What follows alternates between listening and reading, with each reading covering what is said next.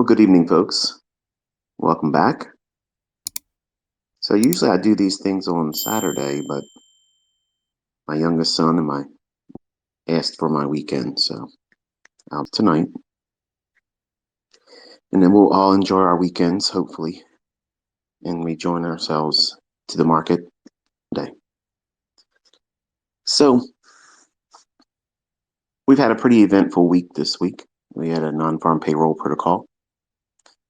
And much like I've warned every time I talk about, like if I ask a question about when do you set aside a time when you're not trying to be as active or not even trade at all. And one of those weeks for me is non-farm payroll. I don't like to trade on Thursday and I don't like to trade on the Friday. And you watched me do Thursday and Friday executions. There are times when it's going to move, and it's not most of the time, it's sometimes. And there's a lot of things going on right now that are causing fluctuations in the marketplace.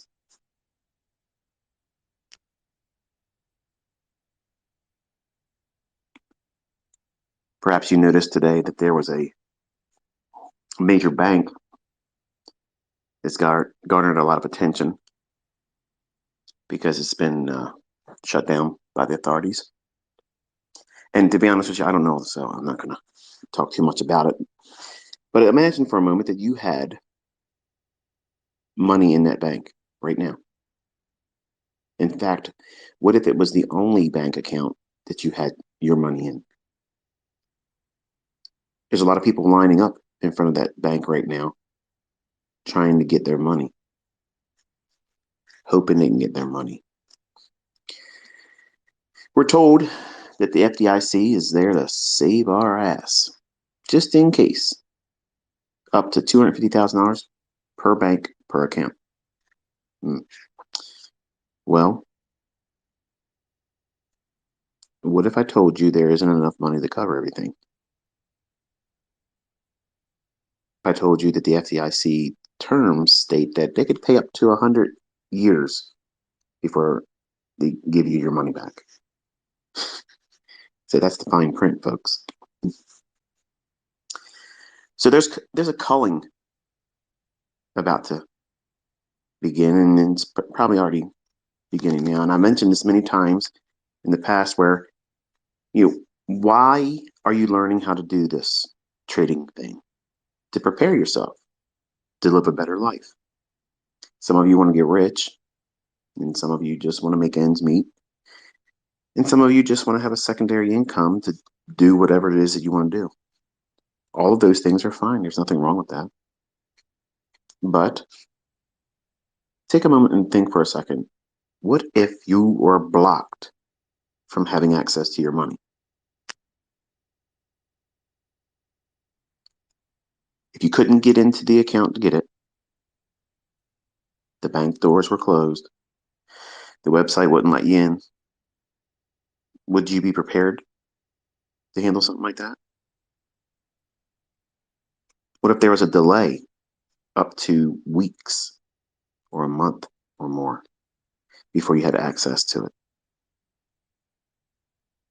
Is your house ready for something like that? Now, I'm not trying to scare you. This is actually a good message, but I want you to kind of think about something like that. Because just because we have FDIC insurance supposedly protecting our bank accounts and the deposits,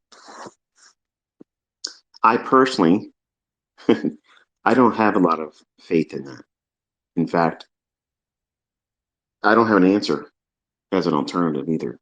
And I know some of you will raise your hand and say, "Oh, that's crypto's job. That's why we have Bitcoin and we have all these altcoins. We won't have that problem."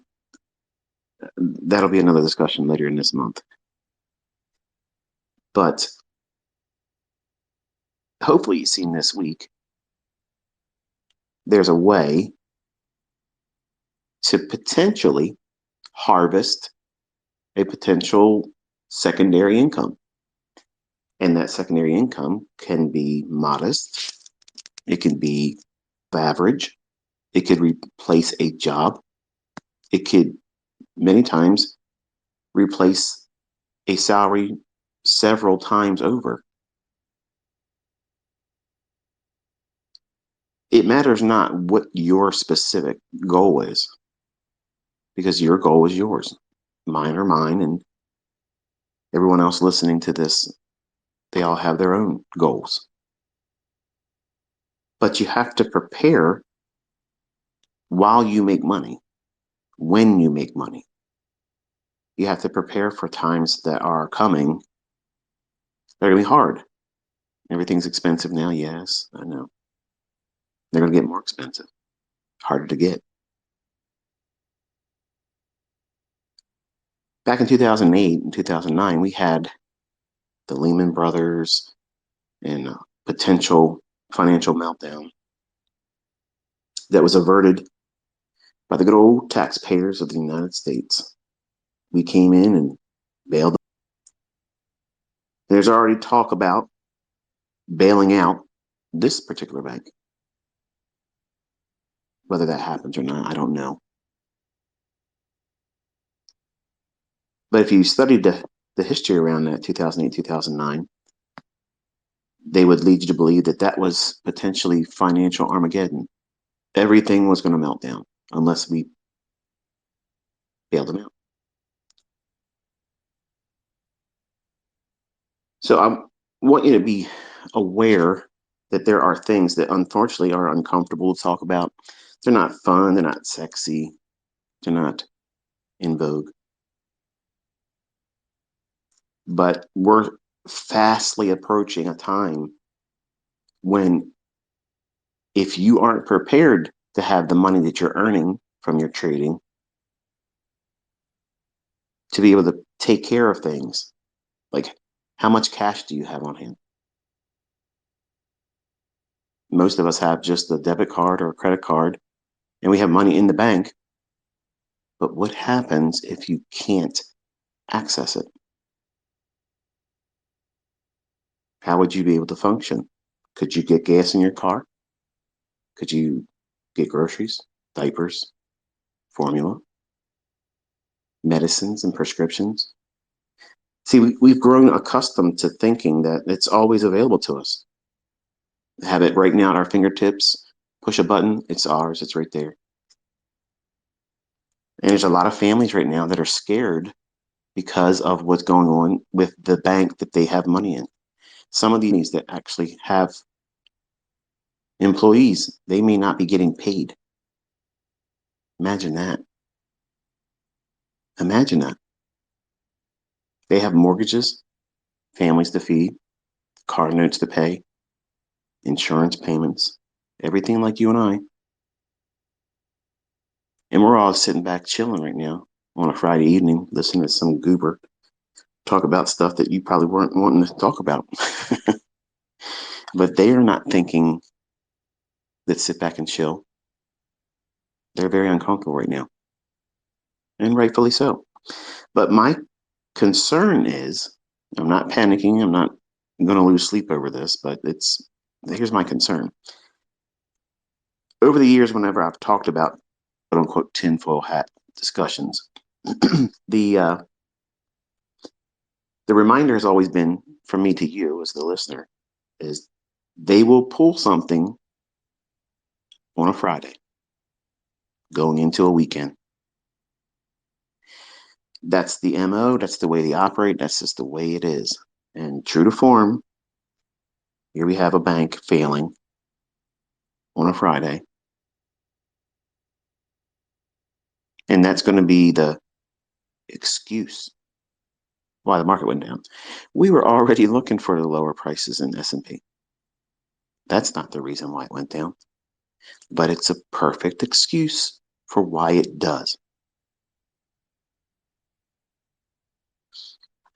These markets are going to be changing here over the coming months and maybe 2 years. But more specifically, as we go into the latter portion of this year and in the beginning of next year. And you have to do what you can do to be diligent about learning how to do this now, because the stresses that are coming are going to plague those individuals out there that don't have a game plan. They don't know how to trade. They don't know how to invest.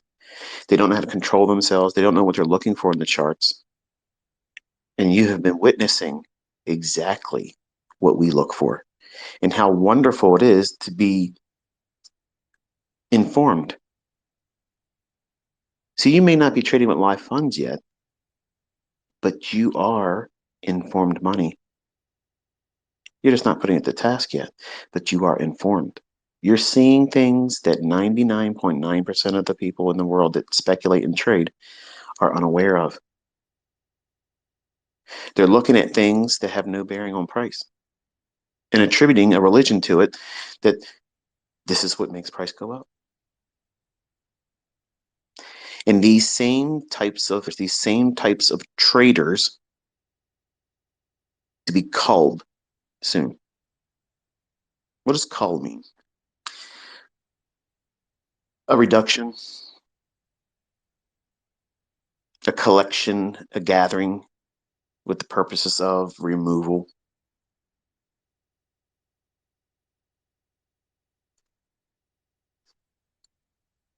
I'm not going to be able to spare all of you, obviously. You're all going to have your own demons to wrestle with and your own character flaws, and that's normal.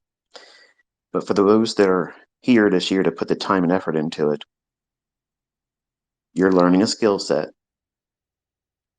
As long as there's a market and we have access to it, you'll probably find a way to eat. You'll probably find a way to make ends meet. I promise you this, over the next 24 months, everybody's expectations about pursuing the good life, that's going to be diluted. It's going to be, I'm glad I can make ends meet. So your job, as much as you hate it right now, you should be thankful you have it, because that's one income stream that you have. As long as you show up, you get the participation award at the end of the week, paycheck, or every 2 weeks. But you're building a business on the side.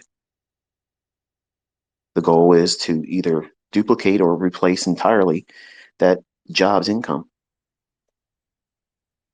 Where everybody else in speculation and trading, they want a Lamborghini, they want a Ferrari, they want a, well, they don't want a Bugatti, do they? Nobody wants a Bugatti. I'm so tempted to get one. Can you imagine that sitting up on my banner of my YouTube channel? Look at this guy, Bugatti. It's a demo. So everybody else has got that mindset right now. They still want to pursue, that Lux life. There ain't nothing wrong with it. But they're going to find that it's going to be much more challenging in the coming weeks, months, and a lot of things are going to change, and it's going to change will come abruptly, just like it did for some that have their money in that bank, Silicon Valley Bank.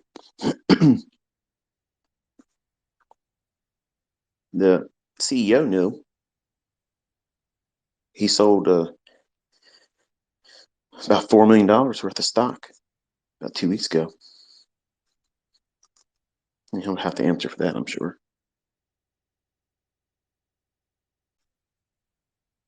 But this culling that's coming is going to remove a whole lot of ignorant, unknowing street money in the markets. It's going to be a bloodbath. They're not going to know what to do. They're going to panic, and they're going to heavily bet just to get themselves out of something. And it's going to parlay something worse, and they're going to lose their money. You're learning how not to do that. You're learning on a market that's very difficult right now, but guess what? it still works. It still works. It works both directions. You can be a buyer and a seller in the same day. You can trade without a bias. You can trade with a bias. You're learning very succinct principles, concepts, times of the day when these things should occur. And you're also seeing evidence to know when it's not there. Well, get out of the trade before it turns on you. Stuff that books don't talk about, things that aren't taught in courses, because the average bear doesn't know it. They plow ahead looking for that next setup, that next fill. Give me the buy, give me the sell, give me the stock, give me the target. Don't worry me with all boring discussion. It's psychology stuff.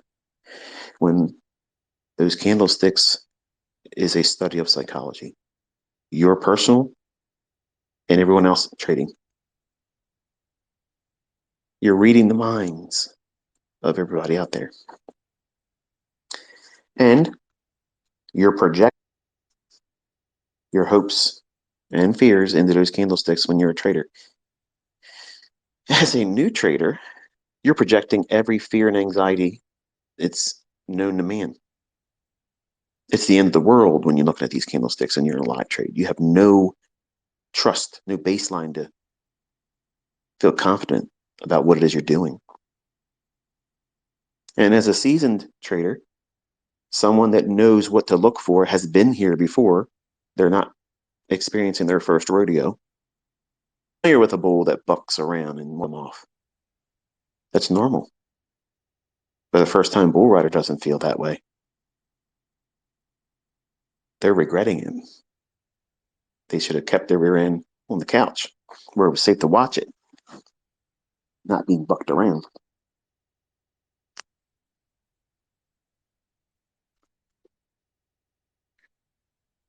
But you're learning. And some of you, I'm pleased to notice, that you have been aware just in the first month how much you have been learning. And I'm encouraged as a mentor because sometimes I wonder, are you really putting the work in? Or are you just watching tweets and waiting for me to disappoint something? And that's the extent of it. That's your participation. That's the level of interaction that's going to be there. And it won't go any further than that. And that's unfortunate. That's what you are right now. My encouragement is for you to get more involved because we only have a few more months left. Think about how fast January 1st came and went. And we're starting the middle of March already next week. Time flies, folks. It's not going to be. And yes, I know there's a lot of other things you could probably want to do instead of looking at charts and back staring at recordings that you've recorded of live price data while you were at work, at school, or sleeping. But that feeling of, I wish I could do something else right now, that's easier to satisfy once you have this skill set. Once you have this skill set, your schedule becomes flexible, where it is not flexible right now. You're trying to cram in everything that makes your life pleasant, fun, rewarding, because you need it as a distraction right now. And I'm reminding you that you need to keep your focus on this task this year. It will serve you well going forward. But you have to work for it. You have to show up every day. You have to put the work in and do the things that are uncomfortable right now. Defer weekend living. Defer all the little perks, the things that take your attention, money, energy. Pour all that into this. You're making an investment in yourself. And this investment, you can't even imagine how much better it'll be for you once you have it and you're implementing it. When everybody else, when everybody else is getting sacked, made redundant at their job, because that's coming. That's part of the culling as well. This whole thing with COVID the last few years, I told everybody that was in the earshot of me, you're not going to see the real problems that shutting down everything as long as we did. It's all coming home to roost. It just hasn't made it to your household yet. Some of you it has. For many of you, it hasn't yet. And the best thing you could be doing right now is what you're doing right at this moment. Taking in information. Taking in information that you can take, translate that into a skill, and that skill translate into another income stream.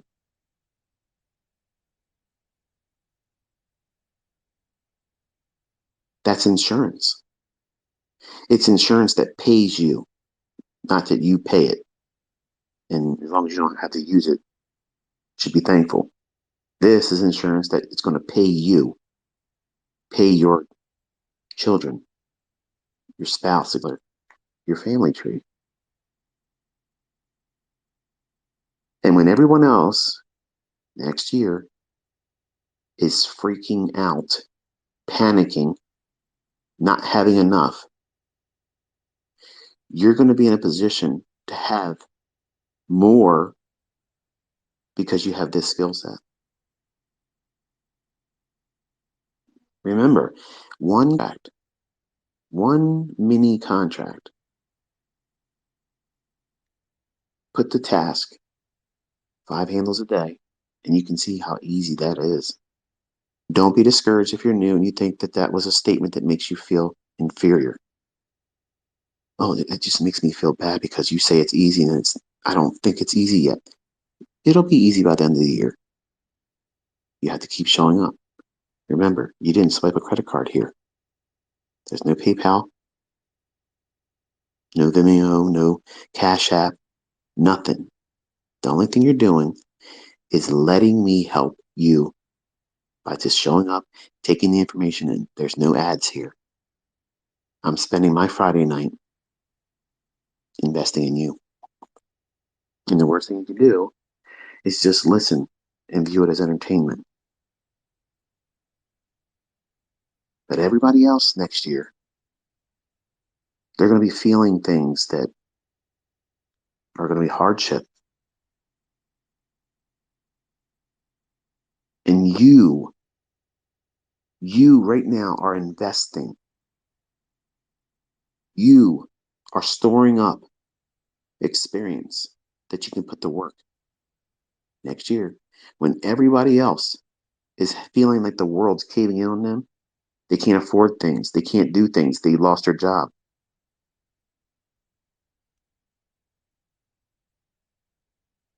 You're going to be in a position where you don't have to feel that way. And if you do lose your job, it's probably going to be one of the best things for you because then you're free to do what? Trade more. See, your mindset's transforming right now. Some of you faster than others. Before understanding how to do this, it would be terrifying for you to lose your job. For some of you, not all of you, but some of you. What would I do if I lost my job? What would I do? What would my family do? How would we make it? We live paycheck to paycheck. I can't afford it. You're learning a skill set and you've done the math already. Just a little bit. Just a little bit of effort over the span of one trading day replaces your job.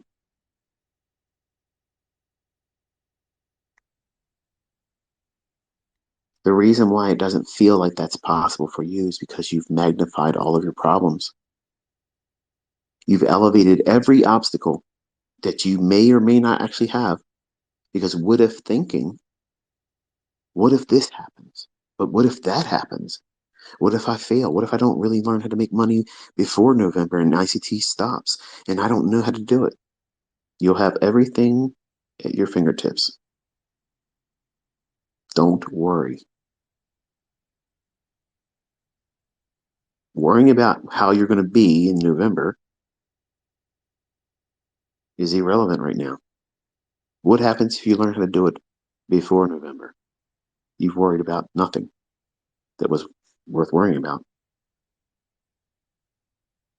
Your what if thinking should be, how exciting is it going to be?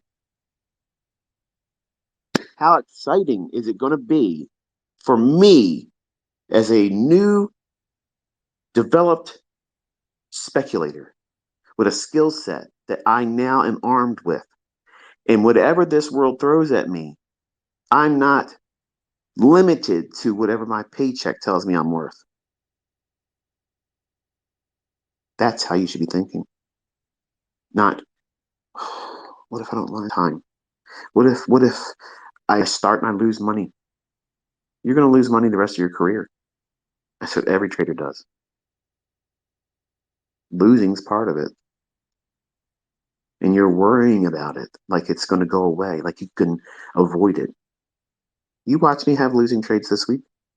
Did it have any effect? If you watch that last video, you can see it didn't affect it at all. But your skill set that's in development right now, it's like a superpower that you haven't discovered you have yet. For some of you, it's going to give you overconfidence and almost stroke your ego to the point where you think you're better than anyone and everyone. You'll be humbled. And for those that are more balanced, prepared for the responsibilities of having this new superpower. What's the superpower, by the way? What is this superpower? The ability to write your own checks, to go on your own steam, to be able to tell Carl to pound sand. Enjoy working, Carl. I got places to be and people to see, and you ain't one of them.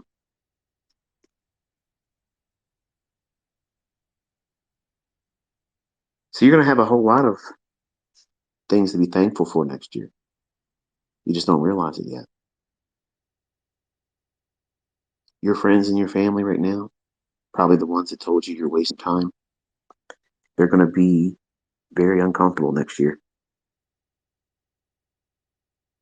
And they may remember that you were doing this. And they may notice that you aren't really living in lack. And they may want to do what you're doing. And you'll probably be in a better position mentally to sit down and help them because you're prepared. Whereas if you were trying to learn how to do it when everything around us is falling apart, when the stress is extremely high, it's very difficult to learn anything in that. So you're all becoming these potential support structures to your friends and family. Once you understand what it is that you're supposed to do, you're a resource. Now, you can choose to live your life not wanting to help anybody else, and that's your prerogative. You can do that. It's not my hope and aim for that for all of you. It's obviously for you to be empowered, not only take care of yourself and your family, but to help anyone else out there that you can raise your hand to help. And you're going to see a whole lot of that opportunity next year, probably before the end of this year.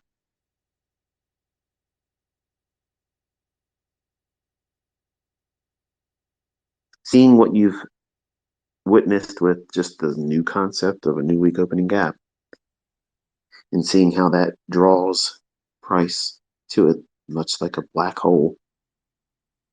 These fluctuations in price, they're not random, folks. They go to levels that make perfect sense. If you understand what that level is about, it's the purpose of it. Why should it go there?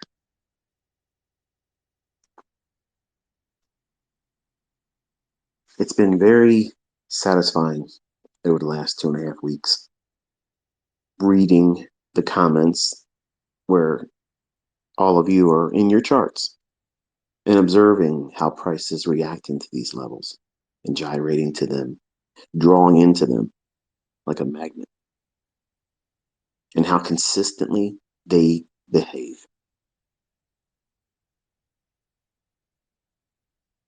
It's been in your charts all this time. In fact, people talk about them. There's gaps. Of course, there's gaps. Of course. ICT didn't invent a gap, but ICT taught you how to use them. It's not just gaps like to get filled.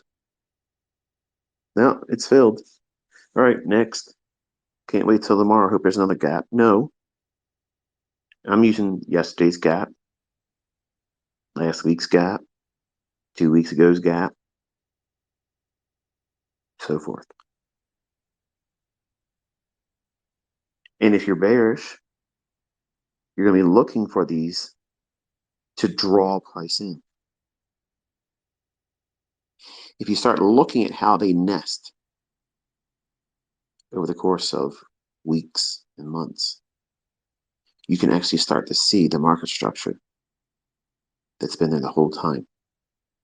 But it's eluded you and everybody else that doesn't know how to do this yet. Like you said. You heard what I said. Go in your charts and you'll see it. How the market works from short-term low, intermediate-term low, long-term low, and vice versa. The market is not random, folks. Yes, yes, indeed. There is an algorithm, and you're seeing it, and it's delivering exactly how it's coded. There's fluctuations in price action on non-farm payroll weeks that are a little squirrely. You've seen me have to navigate, and one of my trades didn't pan out to full profit. It gave me my first target, 38.87, which is what I tweeted when we were in the 4,000s. It dropped down there and then gave me an indication it was going to go the direction. And you watch me on a fly, just like that, reverse. I remember the first time one of my older students in mentorship, they watched me reverse right on the dime, just boom, spit, there it is, going other direction. And they were like, that was crazy to see that. And you watched it today. That comes with experience, that comes with understanding what you're looking for. But also know this, if it wasn't non-farm payroll, my target would have been hit today. That little box that said lunchtime stop rate, it would have ran right up here. That's why I don't like trading Thursday and Friday of non-farm payroll, because there's too much intervention. There's too much hand in the cookie jar, moving things around. I know what the algorithm is going to do, but I don't know when the human is going to go in there and disrupt it. So you have to be extremely nimble to navigate it if you're going to play it at all, because that is what typically takes place. It's not a erratic amount of buying and selling pressure. That's not what it is at all. The start of the morning, you saw the fair value gap outline and went right up to it. And that was the high of the day.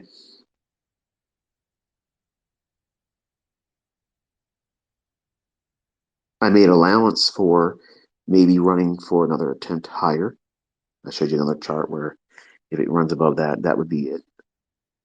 And if I was being honest 100%, if it had gone to that one, I would have called that as the daily high. But it just so happened that the first fair value gap I outlined, that high of the day. And the market started going lower.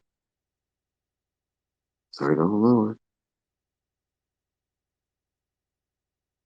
I saw a comment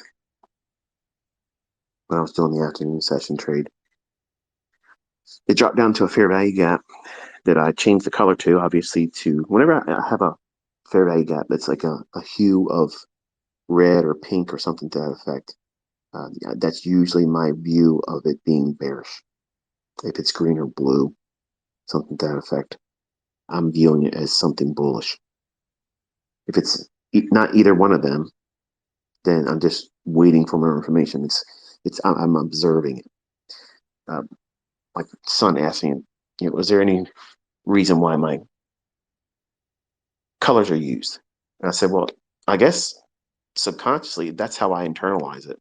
But I never really actively said anything about it. I think maybe some of you that were more aware and looking at things more critically probably observed that. But I saw the tweet sent. I shared the afternoon trades where I sold short as it was inside of a fair value gap. That price was above. It traded down into it, and I went short right there because you're in an area of inefficiency. My expectation was price is going to go lower.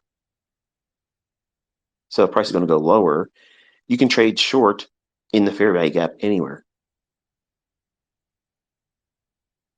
As soon as it enters it, it's okay. It's the equivalent of selling short on a sell stop. That's how I internalize it. But I'm trading within a range of that fair value gap. I'm trying to get preferably consequent encroachment, the midpoint of it. Because that's like the perfect little area where I don't need to be at the high end of it to be short. And it's not the lowest of the range that makes that fair value gap. So I'm trying to get in there. Anything better than the low of the fair value gap when I'm bearish. And you saw how that performed. It moved outside the fair value gap, went down below, it came back up, and then I added more as it bumped the bottom of the fair value gap. See, that's what real support and resistance should perform like in price.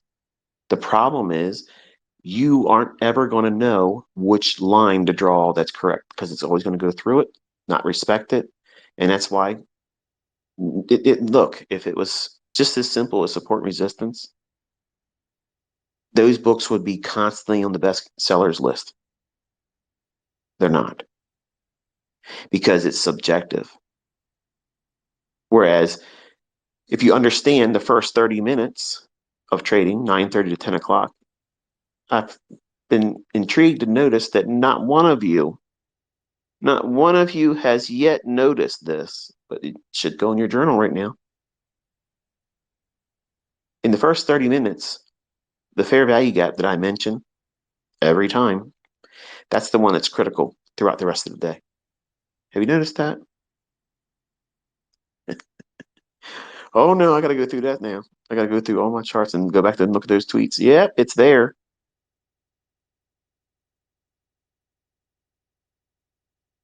You'll learn about that this year. What's the significance in that? You'll learn it just one step at a time.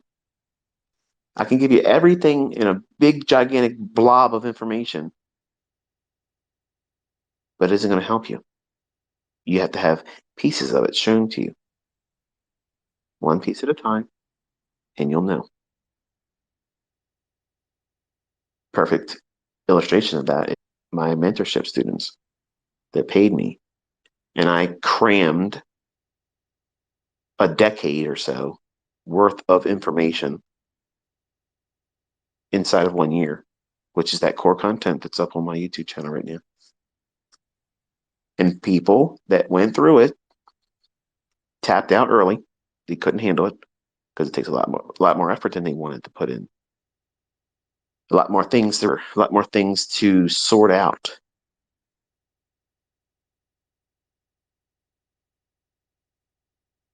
those things are going to take you to learn. And which ones are you going to use for you? That's what this whole year is about. I'm showing you not the same thing all the time. I'm showing you different approaches to using the things that's already on my YouTube channel, allowing you as the viewer, the trader in the making, to decide, wow, yeah, that makes perfect sense to me. I'm going to use that. Predominantly, and I'm aware of this, and most of everyone else is, too, when it comes to me teaching something new, it's like, that's it. That's the thing. That's the thing I was needing all this time. And for some of you, that might be true. That might be true for some of you. But there are students of mine that I see and I recognize them all the time. No matter what it is I teach, if it's something new, they will invariably say, this is it. This is the panacea. This is the be all end all. This is the silver bullet. And it's just their excitement about learning something new. See, they are perpetual students like my daughter. My daughter wants to be a college student the rest of her life. I don't understand it. But you shouldn't have that mindset, especially as mine. Yes, I guess it is fascinating because I think it's my life's work and it is great. But your job is not to just love everything because ICT talked about it. And I'm thankful that some of you just feel that way. But let's face it, not everybody's going to trade a breaker. Not everybody's going to trade an institutional order flow entry drill. It just isn't going to resonate with them. It doesn't mean it sucks. It doesn't mean that one thing is better than the other. And I get a lot of questions sent to me through TradingView and Twitter. Which PD array is better? In the new one I just saw the other day, it may have been today, I don't know. It's a little bit of a blur in time, but the tweet was, what's more powerful, more significant? A divergence between the NASDAQ and the ES, or ES and the dollar? To which I responded, they're equally efficient. Like there's no advantage. One of them is enough. If there's both the dollar and an index divergence between the three averages, the Dow, the NASDAQ, and the ES, if one of those fail to confirm lower lows or higher highs, that's enough. It doesn't matter if one is the Dow that diverges, or if it's the NASDAQ, or if it's the ES. As long as one of them diverges and you have a narrative in mind, then the SMT, it means something. But just because SMT is forming, if you don't know what you're doing, if you don't know where you are in market structure, where you are in time of day, what liquidity is yet to be taken and engaged, or what inefficiency it's aiming for, you can trick yourself just by looking at SMT. But it's funny how when I'm talking about SMT, it's there. Why? Because I'm bringing you the narrative. That's the part I'm lending to you, that experience. Watching price through my eyes. Those old 50-year-old tired eyes.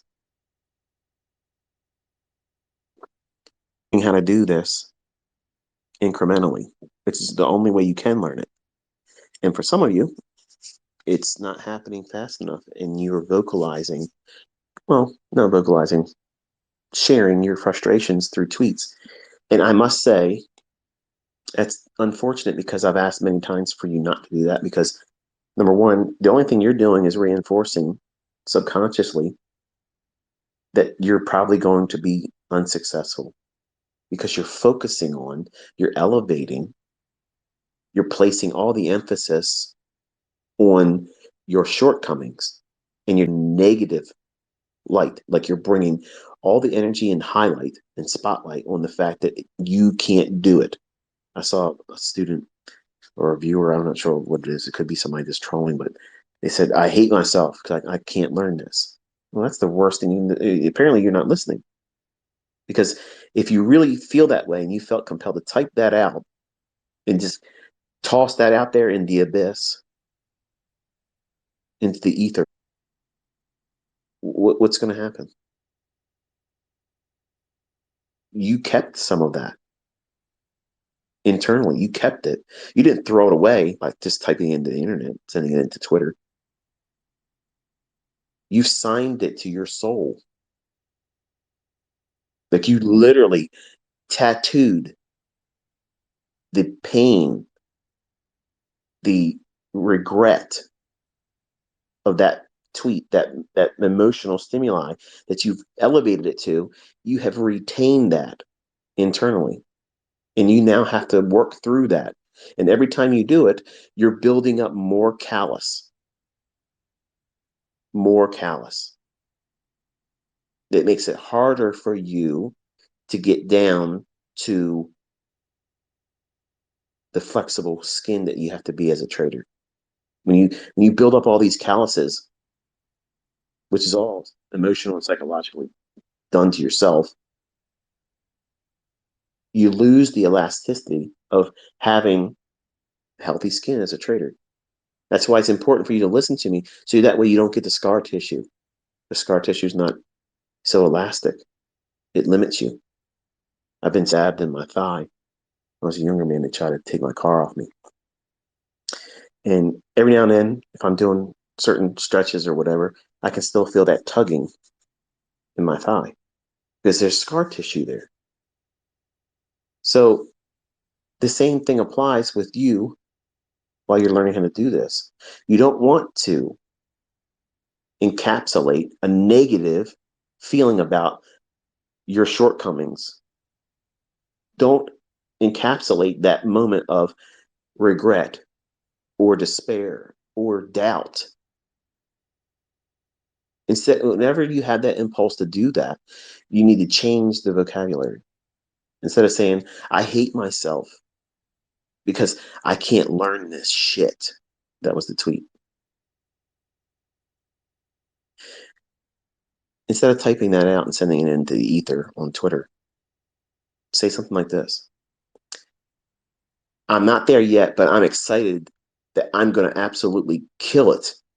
And I will know exactly how to do this before I ever thought I could. Now, you may not wholeheartedly believe everything you just typed, but your subconscious retained it. You're programming yourself with positive self-talk. It's important, folks. It's absolutely crucial because this game is won between the ears.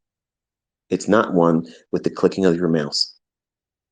Because long before you press that button on your mouse, there's a war going on between those two temples of yours.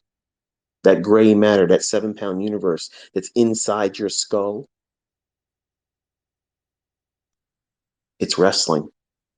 And the only thing it's wrestling with is the only thing you gave it. The worrisome thoughts, the what if thinking.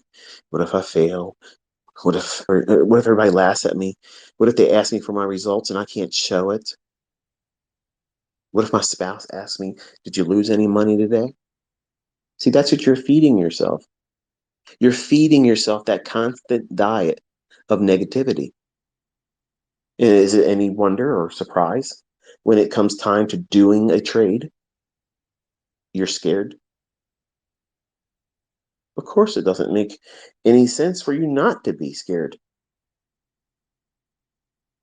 because you've conditioned yourself. And then you feel like you shouldn't be scared to press the button or worried about the outcome. Or if you take a loss, it's monumental now because you've told yourself dozens of times before you even walk to your computer, before you even check the charts, you've already convinced yourself that you're probably going to lose money today. I'm probably going to lose money today. It's going to be one of those days. Well, let me get in there and get it over with. And then you go onto social media like it's your therapist, like someone's going to be coddling you and saying, honey, it's okay. Listen, chin up. Okay. Keep doing exactly what you're doing and you'll get there. I'm not going to tell you that. If you type those things into Twitter and my handle's attached to it, you're never going to hear me or see me say, keep doing, buddy. That's the right way of doing it. That's the wrong way of doing it. You're encouraging negative, toxic thinking. more specifically. And you have to guard yourself from doing that.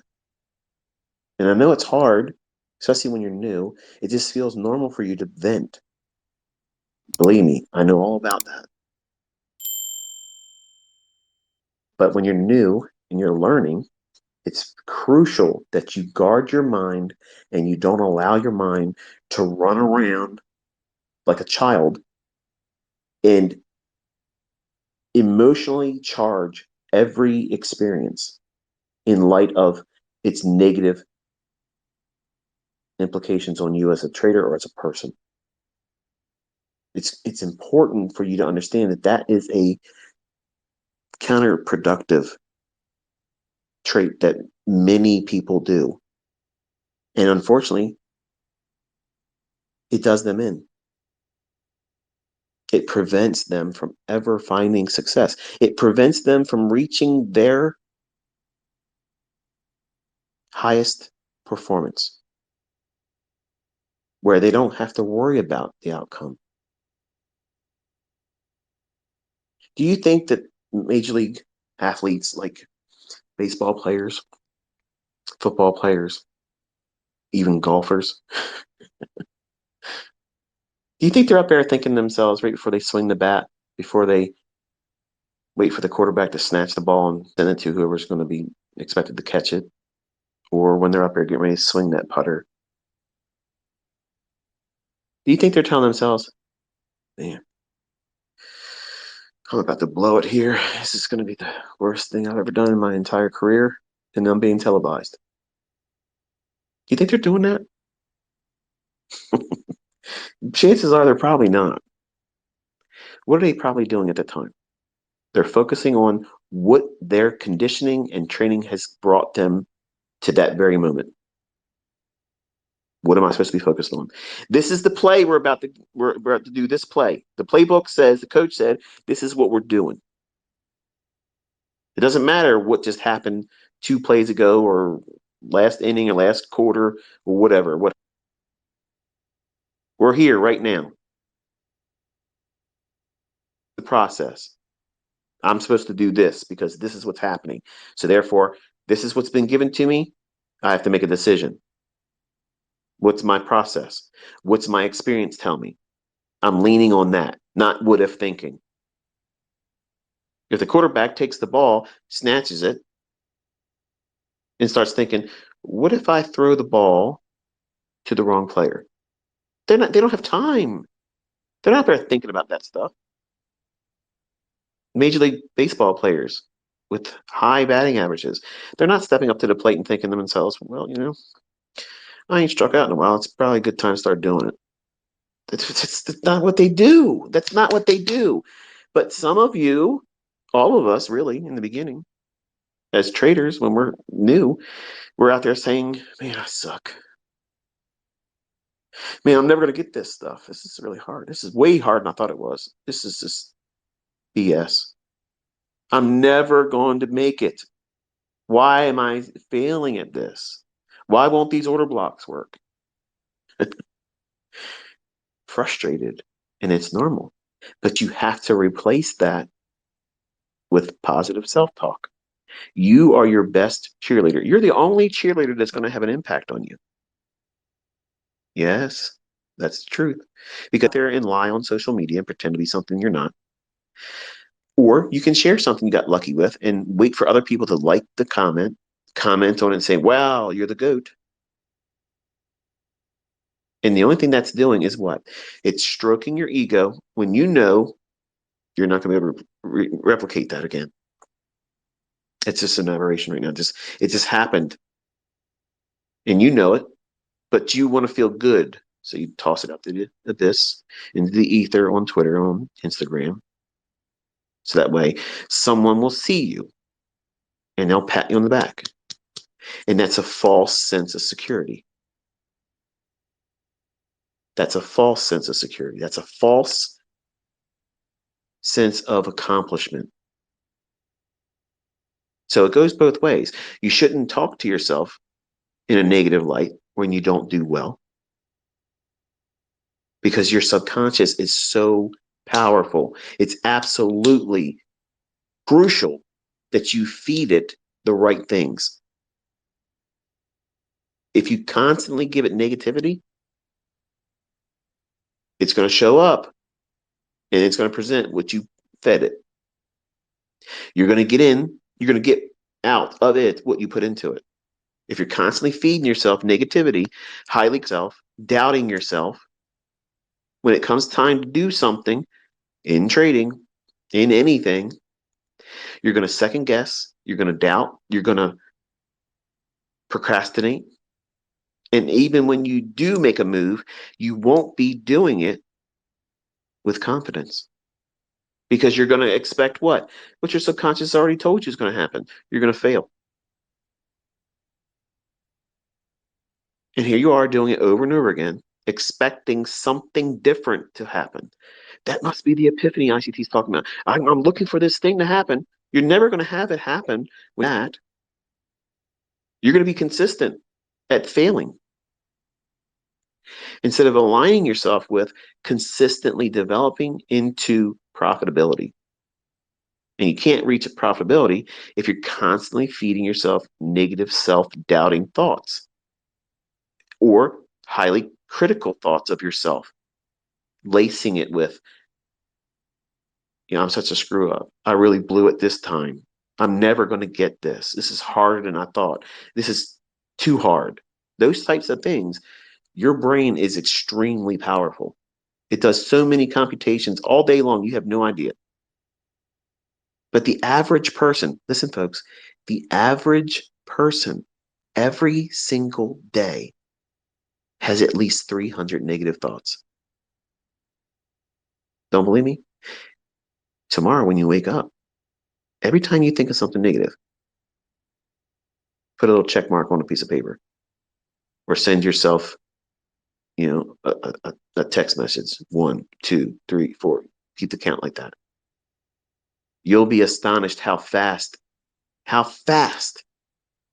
you start mounting up how many negative thoughts. I didn't believe it either when I first heard it. And I learned it from Lucinda Bassett. She was one of the authors I read when I was dealing with high anxiety and agoraphobia, which is a fear of being around other people, which is all stemming from 9/11 garbage, listening to the television. So I don't have a television that I watch. But these negative thoughts, 300 of them a day. And you wonder why these antidepressant drugs are in style right now. Because you've not learned how to deal with everyday stress. You've not learned correctly how to learn to do things that are demanding of us as humans. And you're doing something that's extremely difficult. No matter where you come from, whatever walk of life, whatever culture, whatever race, whatever sex you are, it doesn't matter. This is one of the hardest things that you as a human being will ever endeavor to do because it's so easy to psych yourself out.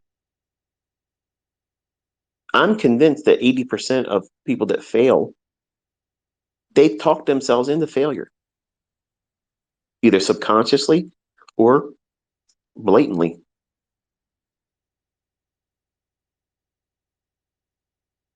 Think about what you've done to yourself as a trader. If you've traded with live funds and you've blown that account or accounts, you can go right back to the moment where you knew at that moment, right before you did it, when you still had money in the account, the day that you did like 25, 30 trades, over leveraging, trying to fix something, trying to just do whatever, at some point, it became like you just wanted to end it all because it was too painful. Just click until I don't have any more money left. I don't have the discipline to do it right. I've already convinced myself that I'm never going to do this. So let's just blow the account and be done with it.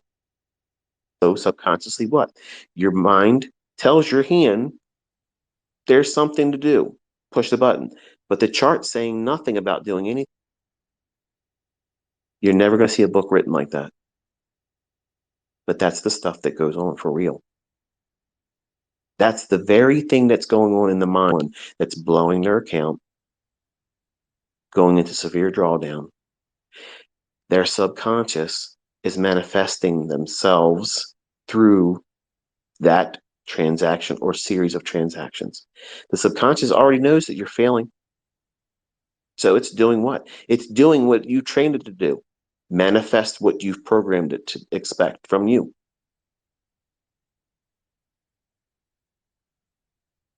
But when the money's gone and the account's blown, you have this sudden feeling of regret that you didn't have before you were pressing the button. You didn't have any regrets. You were going right in there, pressing and pressing and pressing and pressing because you had a task. You had a goal and you hit it. Well done. What would have happened if you would have conditioned yourself properly, encouraged yourself with positive self-talk, constantly filtering out every negative thought and replacing it with something positive? Oh, I took a loss. That's okay. That one loss isn't going to hurt me. I'm going to stop trading today because I don't want to have any reason compound that pain and make it harder for me to come out of this drawdown, which is easy for right now. It takes a lot to have that discipline, to remind yourself, oh yeah, something bad just happened. Well, you know what? I'm going to stop here. And before I lose control of myself, I'm going to exercise discipline. I'm going to do the right thing, which is follow the principles, convince myself that this is not the end of the world, and do it in a light that's positive. And then what's going to happen is the next time you go in from the charts, you're not going to be fearful because that last trade that you just took a loss on, it wasn't that big of a deal.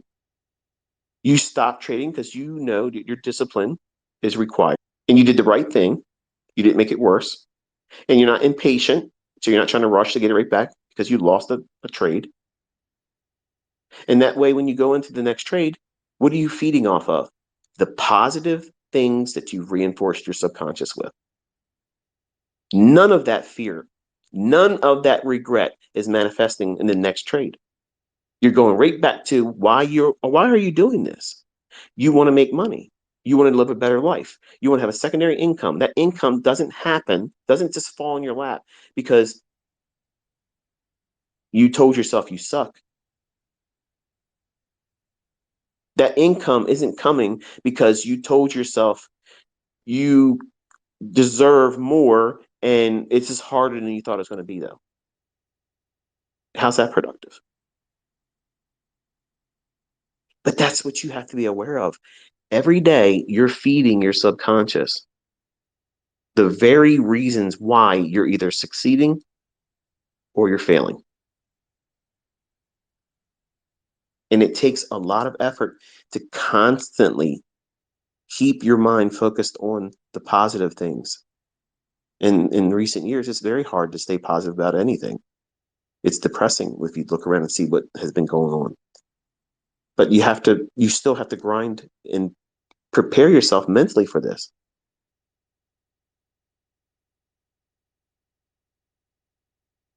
No one's going to do it for you.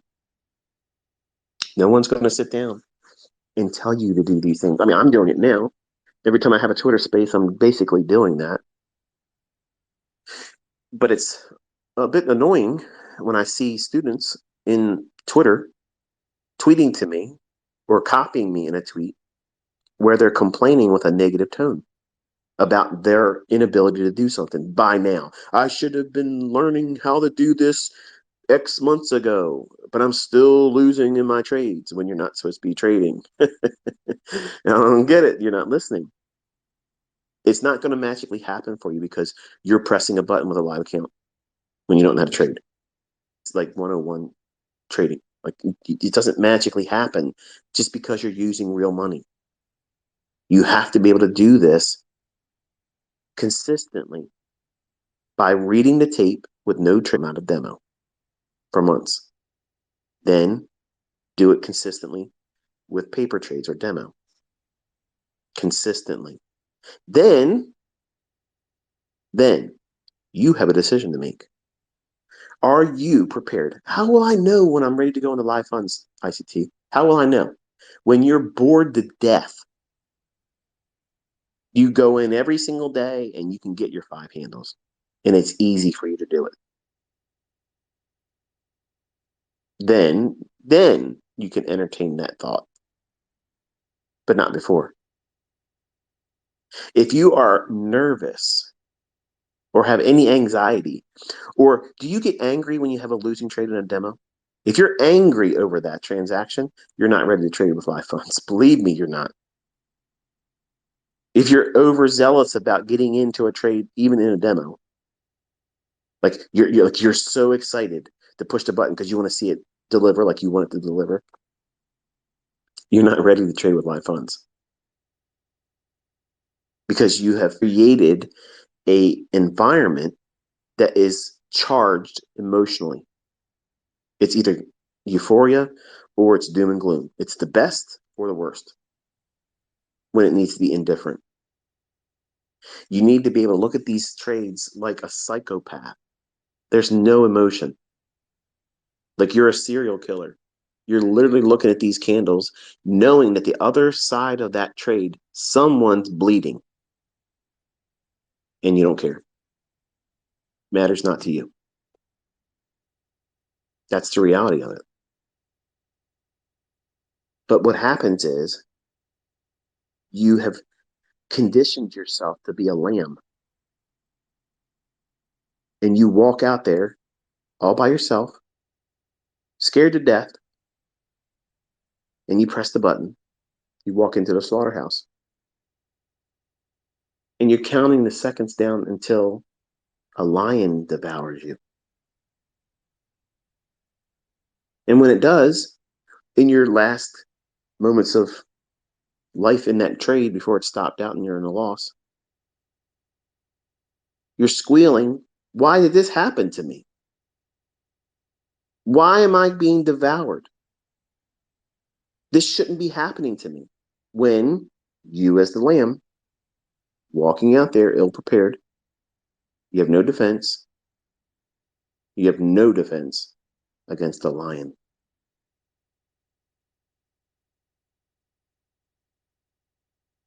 And you're wondering why that happens in your trading. Because you're ill equipped. You're going into a slaughterhouse every single time you enter these markets. I'm going in it, you're going in it, we're all going in it. But some are walking out of there the same way we went in. But we're taking pound of flesh with us. We're not leaving a pound of flesh or more in there. We know our way in and our way out. We know when the lions are on the prowl and wanting to eat. We don't want to go in there then. But that's exactly what the retail traders want to do.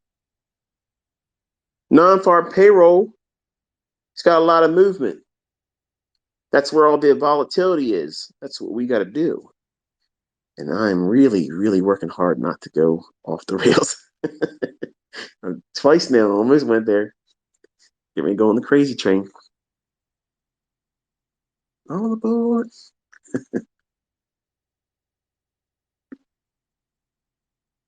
Retail thinks about these high impact news drivers.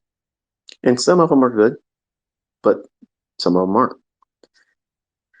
But this is where you want to trade. And ICT says don't trade here. Look at this trade. Mm-hmm. Look at my trades this week. Mm-hmm.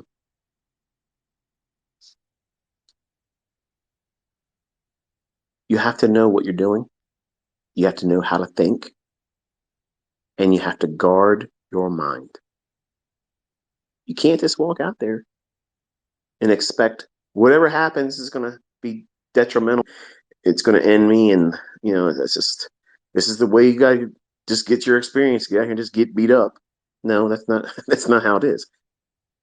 If you listen to me, you will have experiences where it doesn't pan out for you. That's fine. That's normal.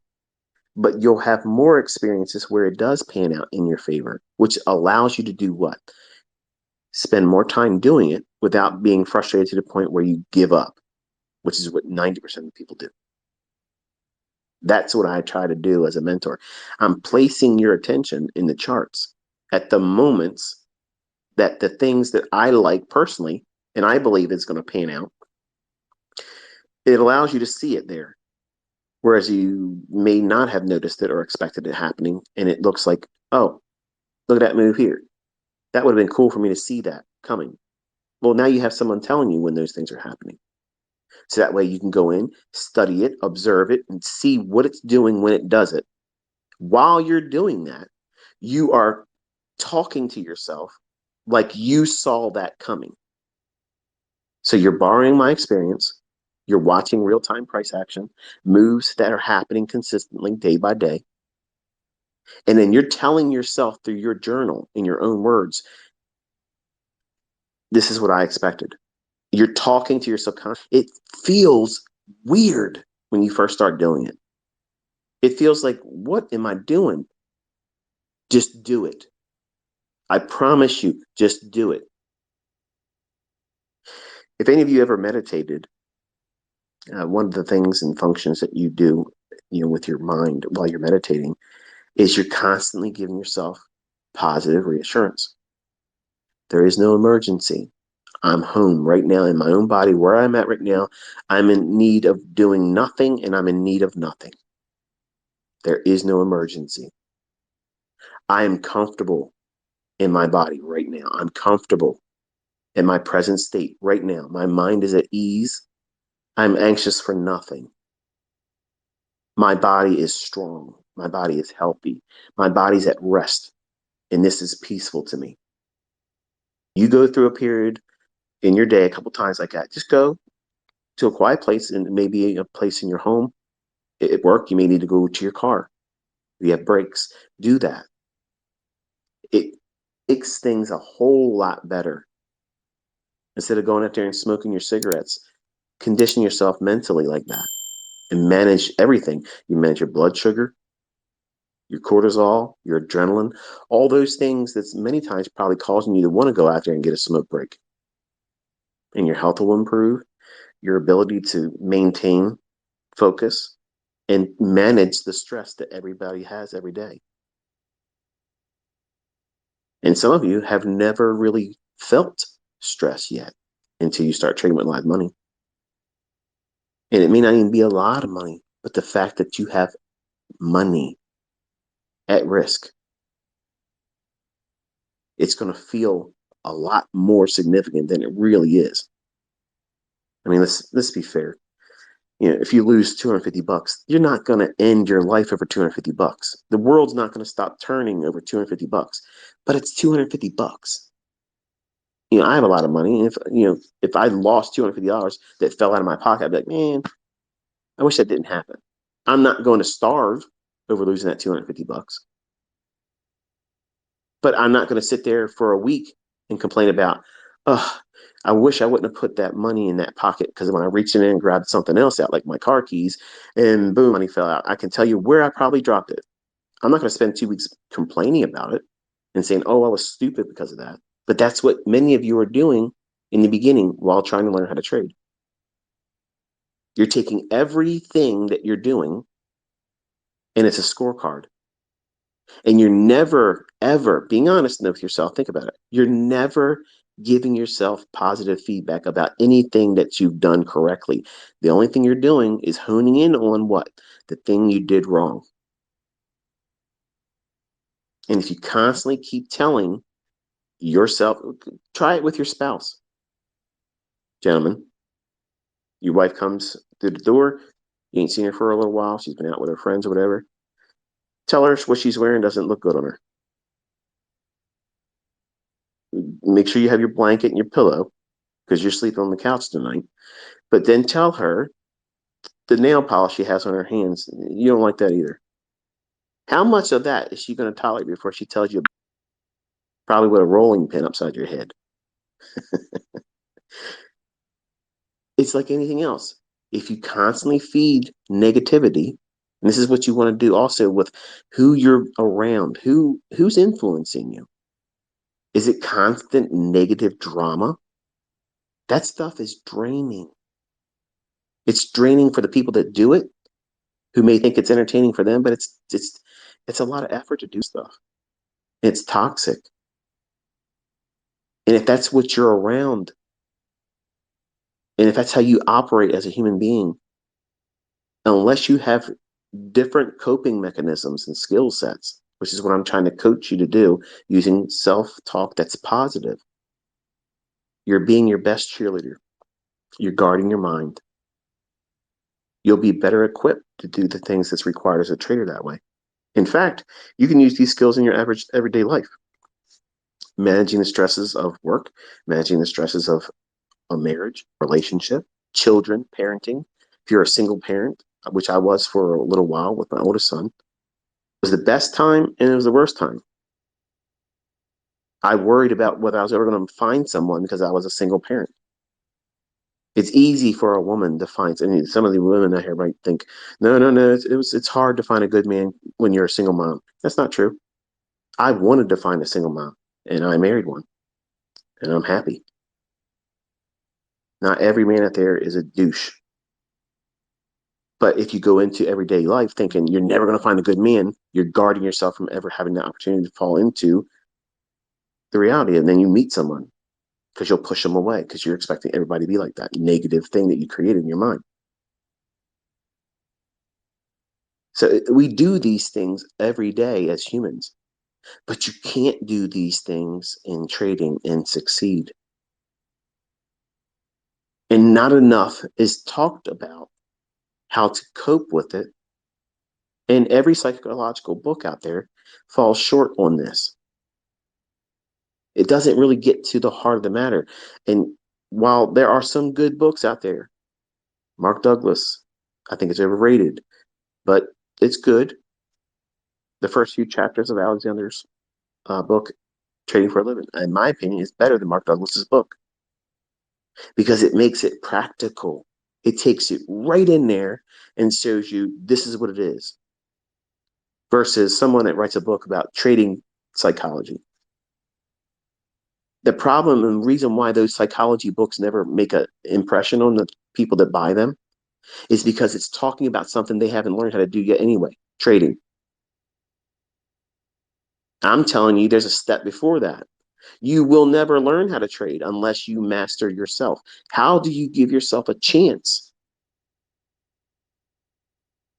You have to dance. You have to be willing to put yourself through a process of removing negativity, filtering negativity, and rewarding yourself. And with finding everything that you've ever done, development, finding that silver lining in it because you have to cheerlead yourself. This is hard. It's very difficult. And the folks that master themselves keep these negative distractions from creeping in and derailing their progress. All it takes is one bad day where you let your guard down. You're wrestling with something with your relationship. You're wrestling with something about your job, your finances. And then you go into trading thinking it's Rocky theme playing. There's a montage going on right now. You're playing in your earbuds every comeback song that ever came across the TV movies or whatever it is, and you're in that. You're the main character now, and you're going into the market to prove something. It's a vendetta. You're going to go out there and you're going to exact revenge on Carl. Carl's not on the other side of your trade. Carl's still at the desk at work, trying to get employee of the month again. But you're in there trying to do something, fantasizing, ill prepared, going in with the wrong mindset, expecting an experience to replace something that's going on in your personal life. Drama, heartache, loneliness, brokenness. And I'm promising you this. I'm promising you, if you trade like that, where you have to have a transaction that replaces anger, resentment, someone broke up with you, a job fired you, your children are doing things, unruly, and they're making bad decisions, and you can't do it because they're young adults. I've been there. Going through a divorce. You lost a loved one. Midlife crisis.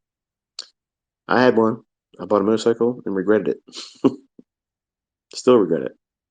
But those things, I promise you, if you go in to any trade and the real root cause for you pushing that button is any one of those things, you're doomed. You're doomed. You might get lucky and you might win. But here's what's going to happen. As soon as you win, 10 minutes, 20, if it even lasts that long, it's not going to satisfy you.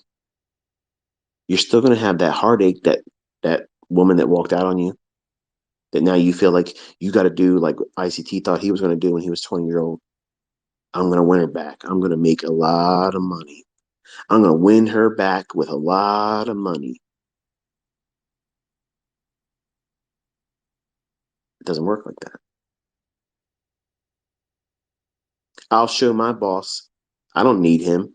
I'm going to go over leverage this account because I'll feel good. And if you win, as soon as you do it and the trade closes in profit, you're going to peacock around like I was doing today, teasing my wife. When I say that, I'm just walking around there gloating. She doesn't care. But today, when you see these movements in the marketplace, that's not typical of non-farm payroll. So I want you to make sure you have that in your notes.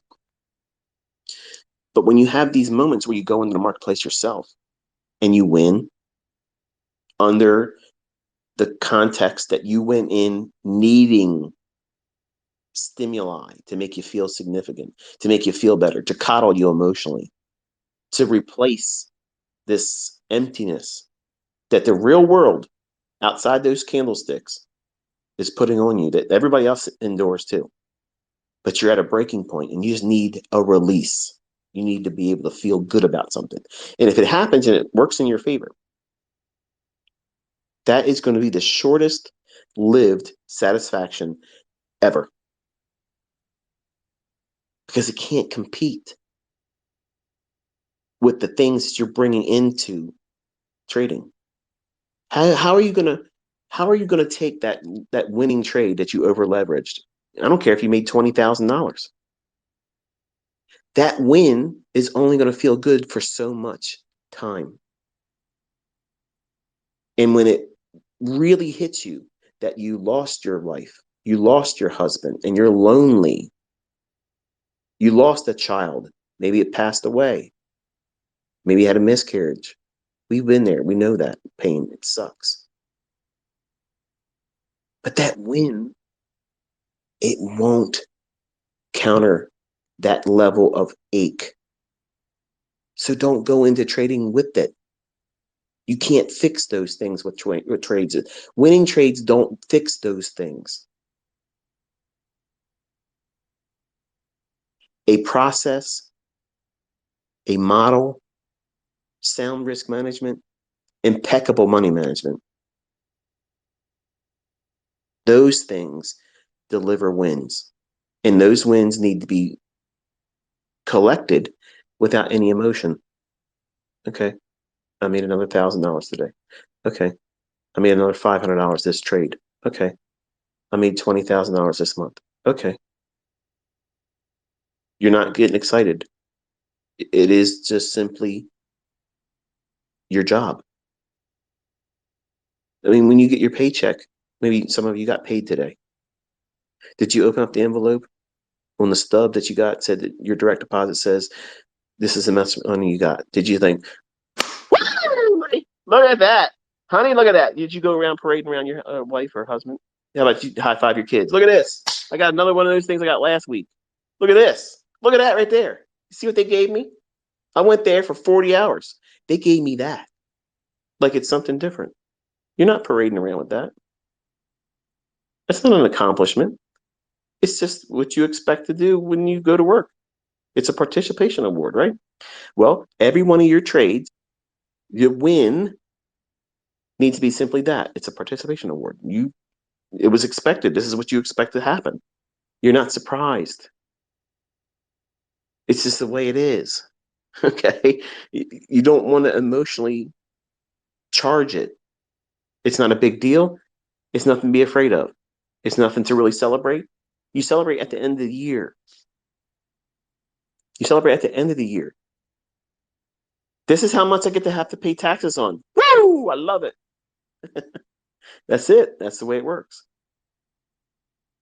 You do not champion a winning trade, and you don't regret and just go into depression over a losing trade. You're indifferent. It's just business. It's all it is. It's just business. You showing up to your job at your regularly scheduled time for the time you're supposed to punch in to the time you go home and punch out. It's just business. That's the relationship you have. The boss says you show up at this time, be here at this time, and go home at this time. And if you do that, you get a monetary reward at the end of the week. Okay. Same process with trading. The process is I have to do this. I have to show up in front of my charts. I got to do the process of looking for the thing I'm supposed to be doing as the trader. Then when the time has come, I'm expected to do something with that opportunity.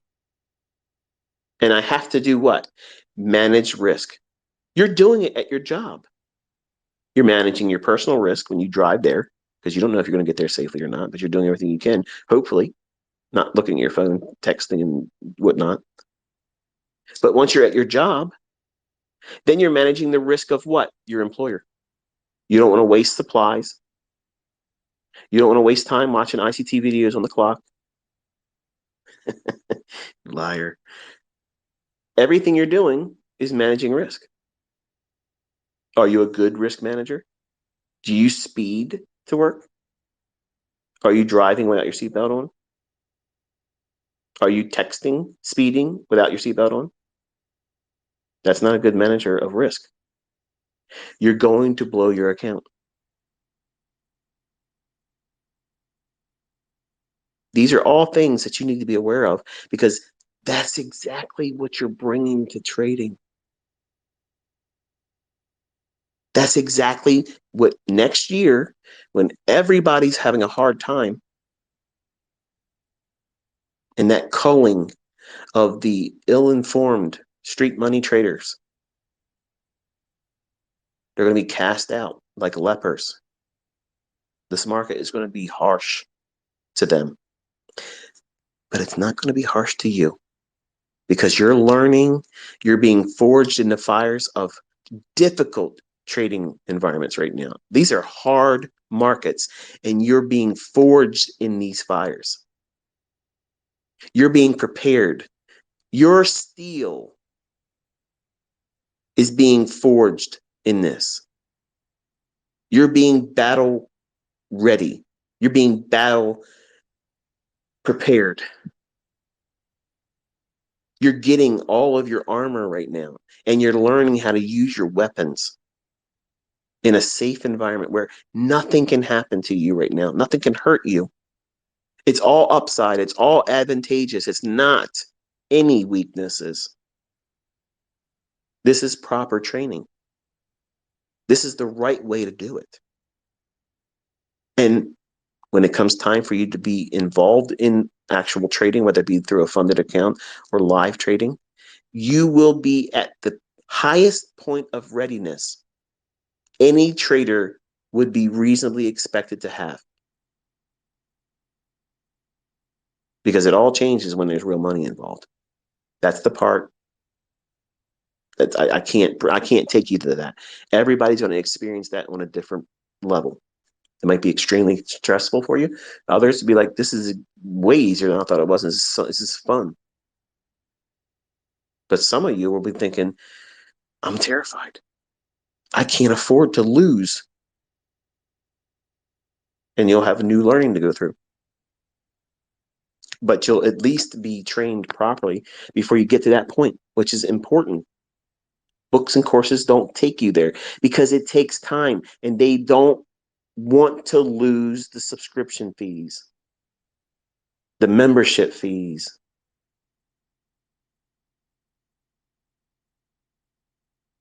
I told you coming in this year, you're going to have to work. It's going to take longer than you thought. You're going to have to do a lot of things that you don't feel comfortable doing, but you're going to be doing that the rest of your life as a trader anyway. So you might as well warm up to the idea.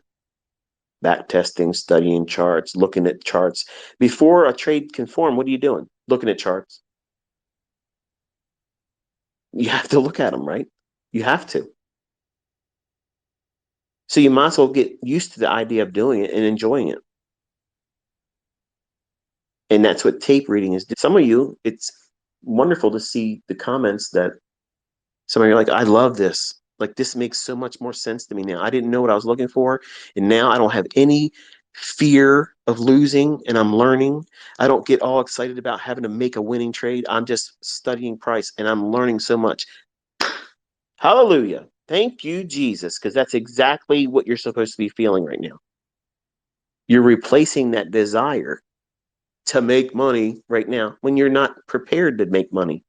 So it's unrealistic for you to try to make money when you don't know how to make money. I'm sparing you all that frustration and allowing your mind and understanding to develop properly with the proper amount of time. And you'll much more appreciate it next year when I'm not doing this anymore and you'll have all this experience to lean on. And everybody that's never went through this type of conditioning, trading in the environments that we're going to go to in 2024, yeah, it's going to be a nightmare for them. But you're going to already be prepared. You're desensitized by then. You know that there's opportunities every day, every week. You know when they're to hurt you, when everybody else is being told to rush in there and trade. This is when the markets are moving around. Yeah, they're moving around with the intent to take you out. So why would you want to go in there? There's other days where you can trade with probability. It's more in line with you as a trader succeeding in it. Not, well, it's casino time. I got time to do it. Let's go push the button. And I'm so pleased to see this paradigm shift that's happened just in the first month. I was concerned that I wouldn't see enough of it. I mean, obviously it's not all of you saying it, but as we get further into it, this year, you'll see that there's a lot of progress that you don't understand that you have gained. And this week, I provided you a homework assignment. I purposely told you to draw your account down and then come back up before the close of this week. In a week that is already hard. Now, admittedly, we had some really good price runs on Thursday and Friday, which were too good for me to pass up. That's why I showed you examples with it. And I hope I'm not encouraging you to want to trade those days because it's like that this week. It's not like that every time there's non-farm payroll. Sometimes it's just ugly. It just goes nowhere, chops around, and doesn't do anything. So if you have that in your mind, as that's the usual menu on non-farm payroll, then you won't be so enticed to and hurt yourself because you can do damage. And then think about it. It's at the beginning of the month. So now what are you going to do? You're going to start the month in drawdown. Now you got to spend the first week and a half getting out of drawdown. And then you're going to be worried about going back into drawdown, the third week of trading, which is going to be bringing you what? Mental baggage, what if thinking that could have always avoided by simply not trading on non-farm payroll week on Thursday and Friday. It's simple. It's simple. But you want to do something that everybody else is saying that they should be doing, getting in on the days that moves around. Well, there's a lot of movement on FOMC. Are you able to get in there before the rate announcements come out? How about the CPI number? There's a lot of movement there too. It's funny that the ideas don't apply to them, but it's the same thing with non-farm payroll. It's not worth it. It's not for professionals. NFP, not for professionals.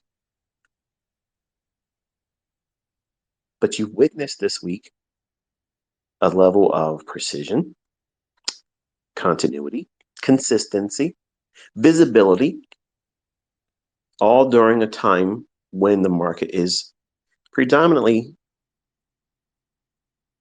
unfavorable Thursdays and Fridays of non-farm payroll week. And that should be an encouragement to you. For a new student, it's probably hard to appreciate where you're at and what you're learning, because you don't have a reference point to say, this is the other alternative. And for someone that has gone through other styles of trading, maybe tried different approaches to trading, and now they're doing this, it's rewarding to me as a mentor reading their comments and saying, I've been doing this, and none of it's ever worked or made sense to me. This makes perfect sense. That's exactly what I'm aiming for. That's exactly what I'm aiming for. Because there are different ways to skin a cat and make money trading, yes. But those disciplines don't get to the root cause of why price is going, where it's going, when it's going to go there, and why it should. That's what I try to deliver as an educator. When I'm looking at price, I'm internalizing a whole lot of things that create a narrative. Why is it going to go up there? Why should that candle not be broken in the problem up there? What should be reasonable in terms of retracements, but no further than this? See, that's logic. That's stuff you don't have that in their traditional analysis. Trust me, I would tell you if it was, it would save me a whole lot of time talking. So here you go, just do this and be done. But it's been 1 month, and we have been watching live price action.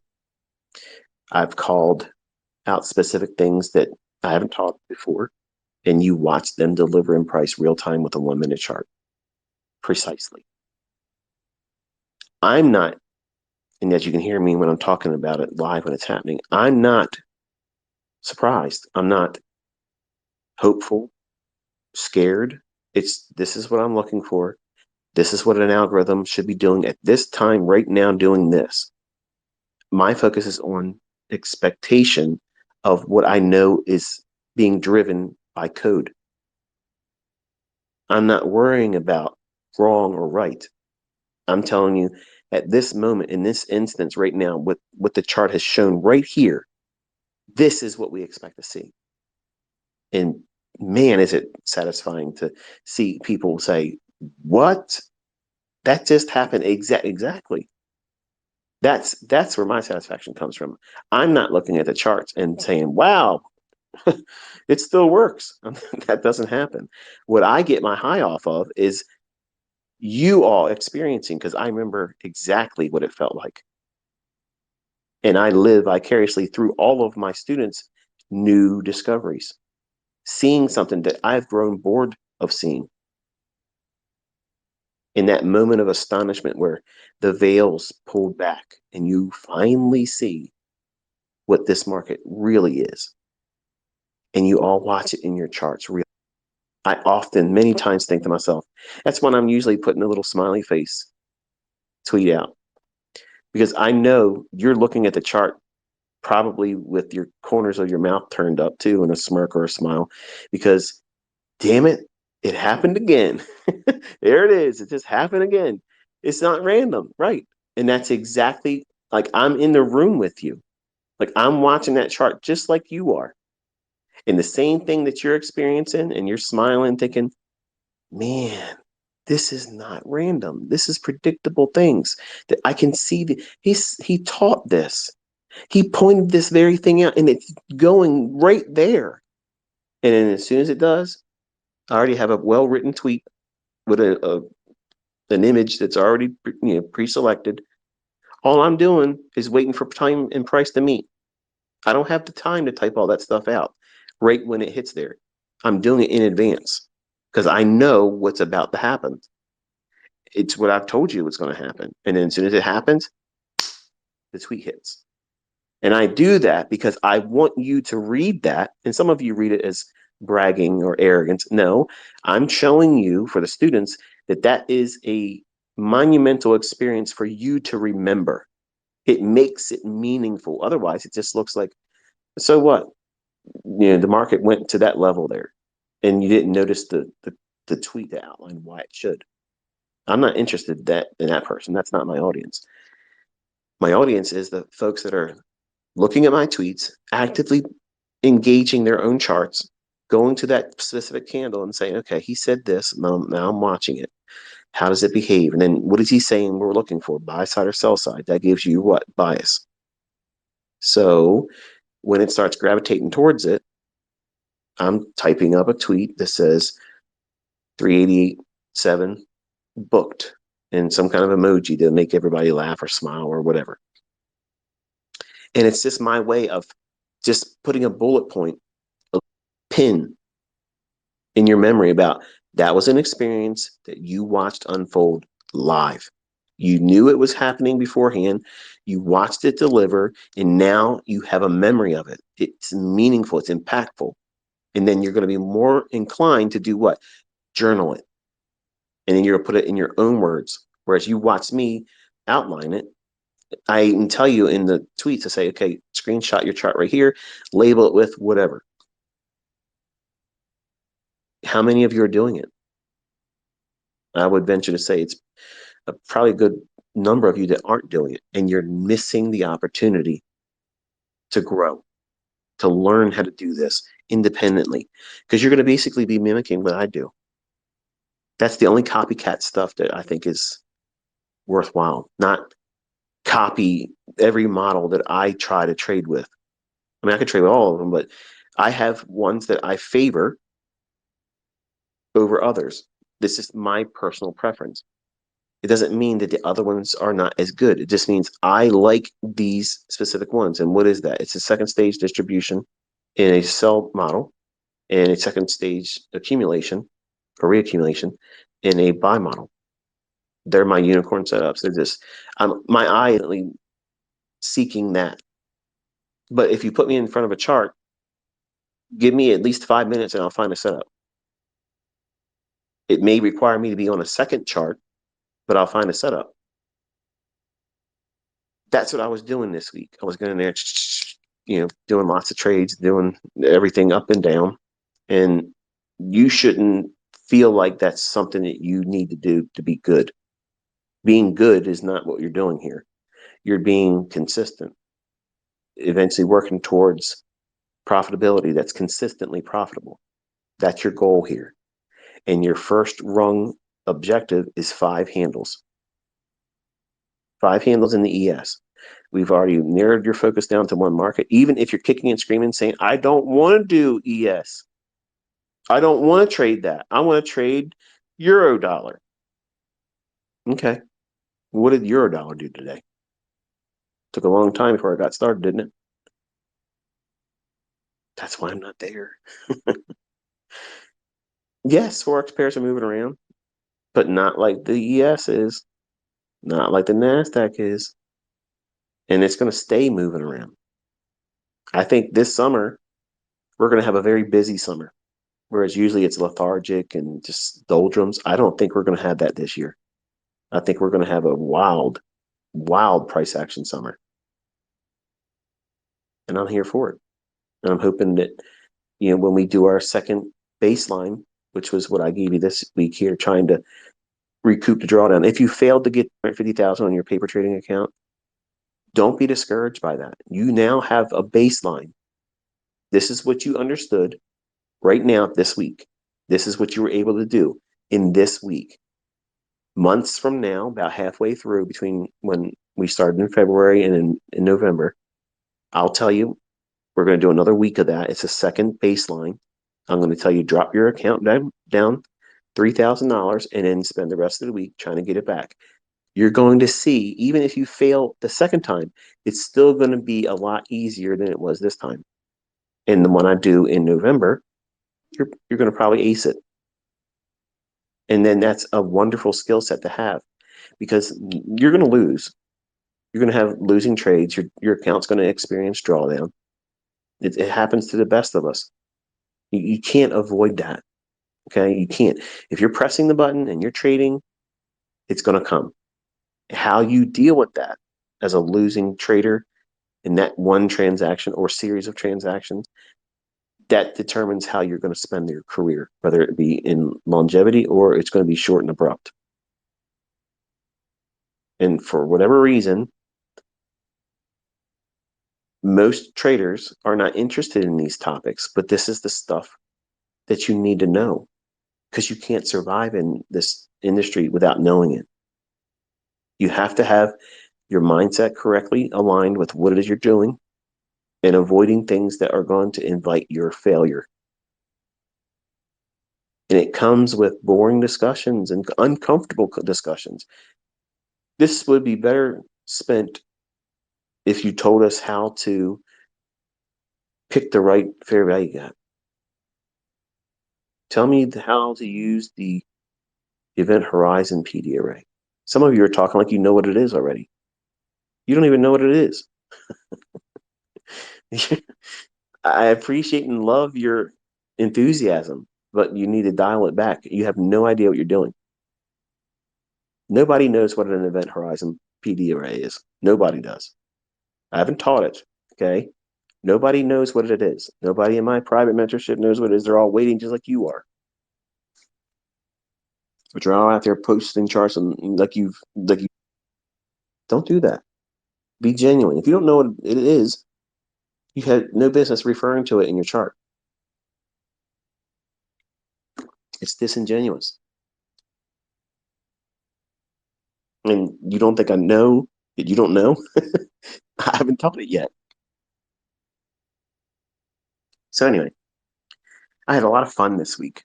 I had a lot of fun. I thought that we had a very productive week, and it looks like things are heating up. You know, the markets are really moving around good. So usually in the springtime, April and May, the market tends to create some type of a topping formation, and it starts to drift down into the summer months and into a low of the fall. This recent drop this week, once we went up into that daily chart, SIBI for ES, this was a little bit more energetic. I think the word's appropriate for that here. And we're in March. So we might be in store for, well, it could be a lot of things. But based on what I'm seeing in the charts right now, there's a lot of folks out there, old dinosaurs, you know, older than me, that use some really archaic retail stuff in their analysis and whatnot. Some of them are saying that we're just going to go sideways for a long, long time. And I don't see that. Like, I don't see that at all. I think that's an easy cop out for just not knowing where it's going to go. So let's just say it's going to go sideways. And no matter what it does, as long as it's not crashing or going parabolic to the upside, they can keep drawing a range that's just wider and say, look, it's in consolidation. I'm going to tell you what I think. Okay. And I'm going to tell you the reasons why. And then I'm going to close this and go have my 2 scoops of ice cream, Haagen-Dazs, and then cowboy up. So obviously there's a lot of things going on in the world with Taiwan, China, going on with Ukraine, and a lot of just saber rattling. There's, you know, a major financial institution that just got shut down today. Happened on a Friday. Like I said, that's the motive, that they follow all the time. That's just the way they do things. I believe that we're going to see a lot of turmoil globally, not just in one country. I think it's going to happen everywhere. And that's going to accelerate things. We have central bank digital currencies coming. And my opinion, and I've said this to you last summer when I was doing Twitter spaces, that you need to prepare because in the next 18 months, and we're halfway in there, there's going to be a upheaval, some kind of jarring event, some kind of thing that's extremely uncomfortable for everyone. Me too. Just because I have money doesn't make me exempt. It's going to be unsettling for all of us. I don't know what that is, folks. Like, I don't know. If I knew, I swear to God, I'd tell you. I would tell you. I just know it's coming. And that abrupt catalyst that forces us to just almost beg for a central bank digital currency because nobody really wants it. Everybody that understands really what it is, they don't want it. You won't have any privacy. You'll have control placed on you with how you spend your money. Your freedom is gone with your finances. And then once they have that, they have absolutely control, every bit of control over us as a society, which is the intent. I'm not going to do this or that. Oh, you aren't? Here you go. Push a button. You can't touch your money. Your direct deposits will go in, but you can't spend any more than this much. Capital controls. That's what's coming. You can't live a free life when you're under that kind of oppression. And nobody really wants it. So the way you get everybody wanting it, a reason that this is the only solution that makes sense. So, and people will be begging for it, cheering for it. Yeah, give it to us. Bail us out. Give it. This is their way to fix it.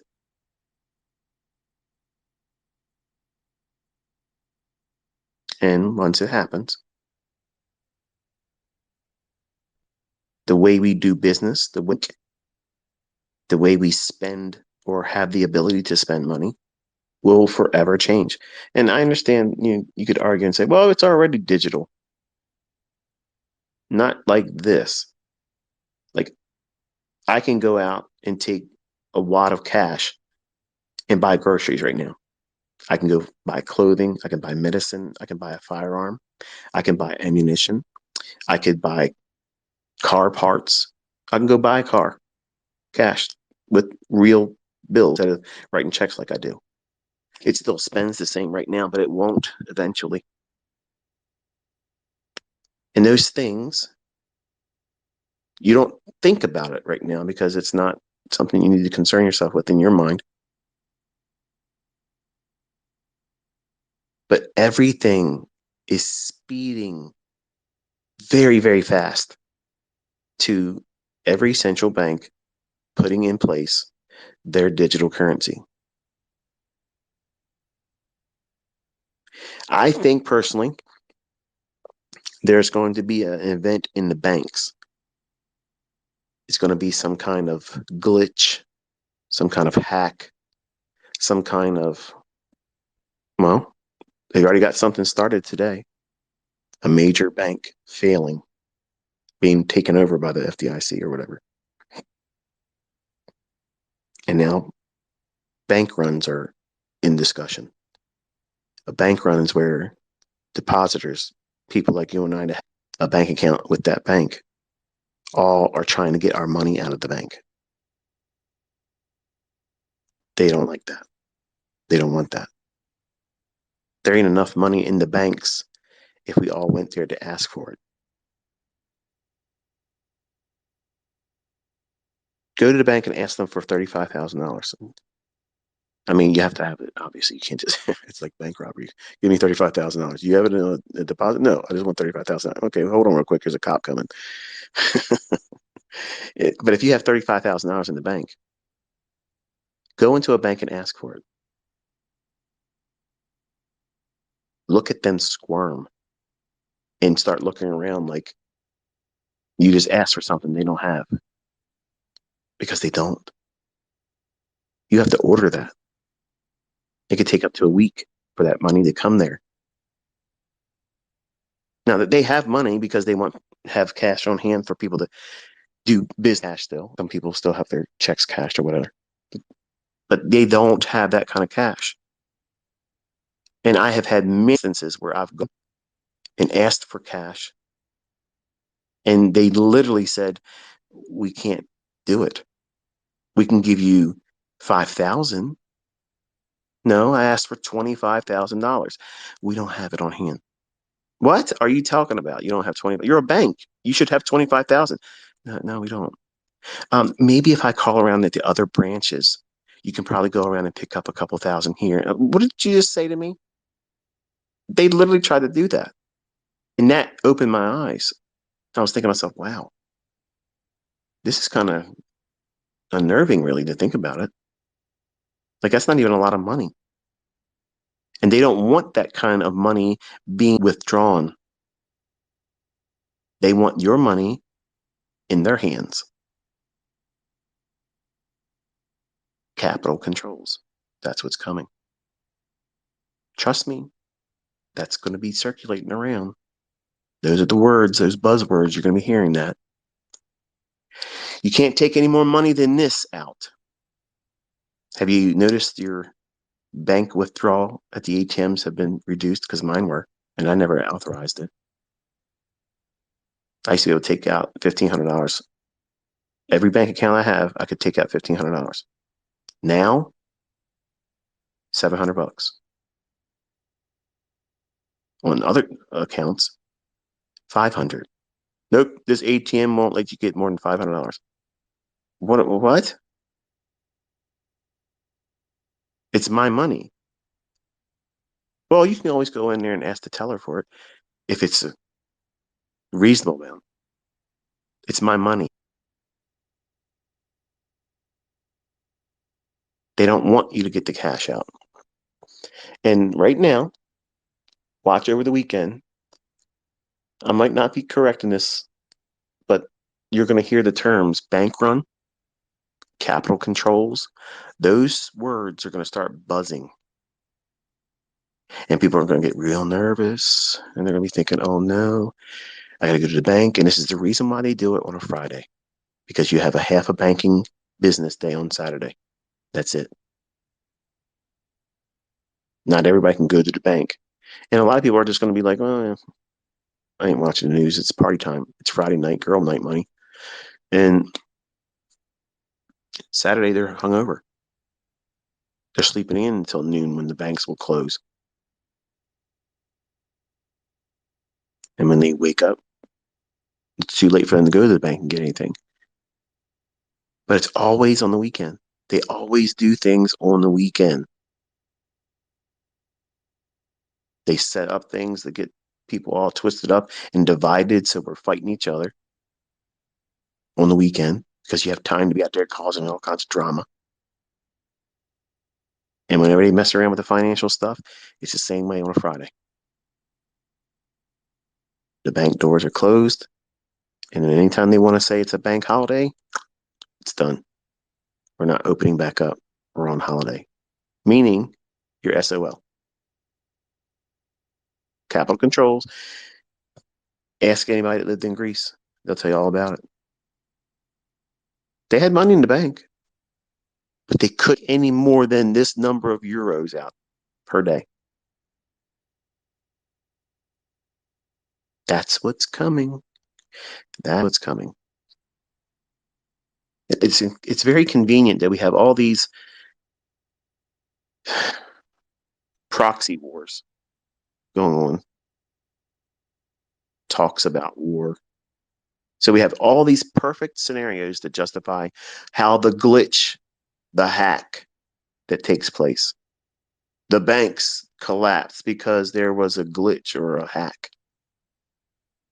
Well, the only way we can protect everybody now is that we got to put everybody on a central bank digital currency. And so many people will eat that up thinking, yeah, that makes sense. It's a digital currency right now. All of my money, it's not in cash, is in the digital format. It's a number in banks.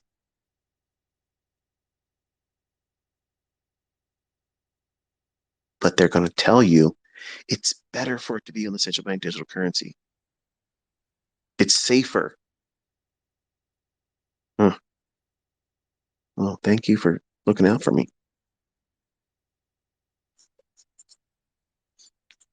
So,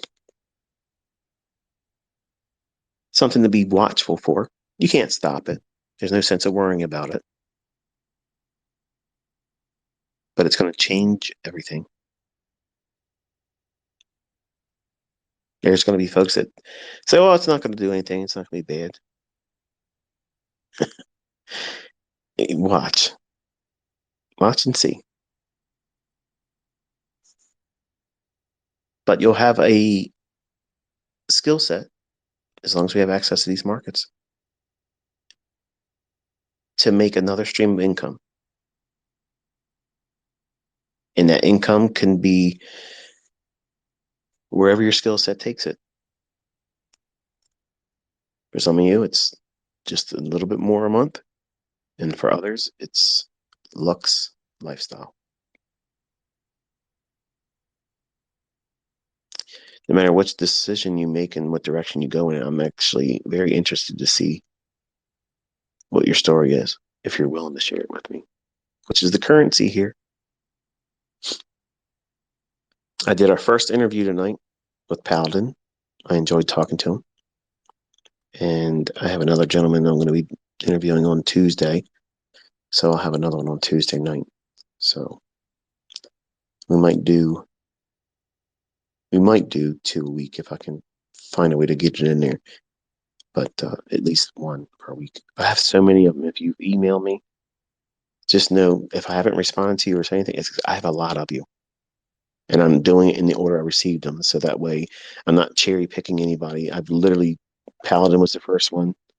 And the gentleman I'm going to be talking to on Tuesday, he's the second one. And the folks that are right behind him, they'll get an email just like they did. And it's just basically saying, this is the day I'd like to do it. If it doesn't work, let me know. And I give them the list of questions I intend to ask them. And then you see it. Real people, real faces, real money. The companies themselves have interviewed them. The payouts are verified. You can see there. So it's, to me, it's a source of inspiration. And I use the title Real Money, Real People because that's how I started. Ken Roberts, that garbage book that I bought that I thought was going to change the world for me. His little cassette tape that he sold me on the idea with was titled Real Money, Real People. And it was interviews with people that were using commodities to make money. So I'm full circle going right back into how I started. What was my inspiration? So I know seeing individuals, seeing their face, reading their emotions from their discussion, how they're talking to you, how they're talking with me, the way they share their experience, it's genuine. It's not like if I was talking to someone right here on this, which is, I've contemplated doing that. Like I contemplated having like the interviews over Twitter, but I don't manage my own Twitter spaces. Once I do them, I'm done. And other people upload them and whatever. You can do whatever you want with them. I don't care. But I just their face. Like to me, it's an emotional thing. Like when I was doing that tonight, I had to fight back, the emotion that I was feeling. And when I watch the playback, I'm looking like I'm a substitute teacher and I'm watching a class that I don't have any affinity for. When in reality, I was very emotional. Like I was very emotional and I was trying to keep my composure because I'm so appreciative of him, number one, sharing his experience with me and allowing it to be seen by everyone. He's obviously done interviews with other folks before too, but to me, it's meaningful because he's saying that he uses what he's learned from me, and that to me is wonderful. And I'm thankful that the Lord has allowed me to have that impact on his life and other folks that are in my inbox waiting to have a conversation with me and share their experience with you as well.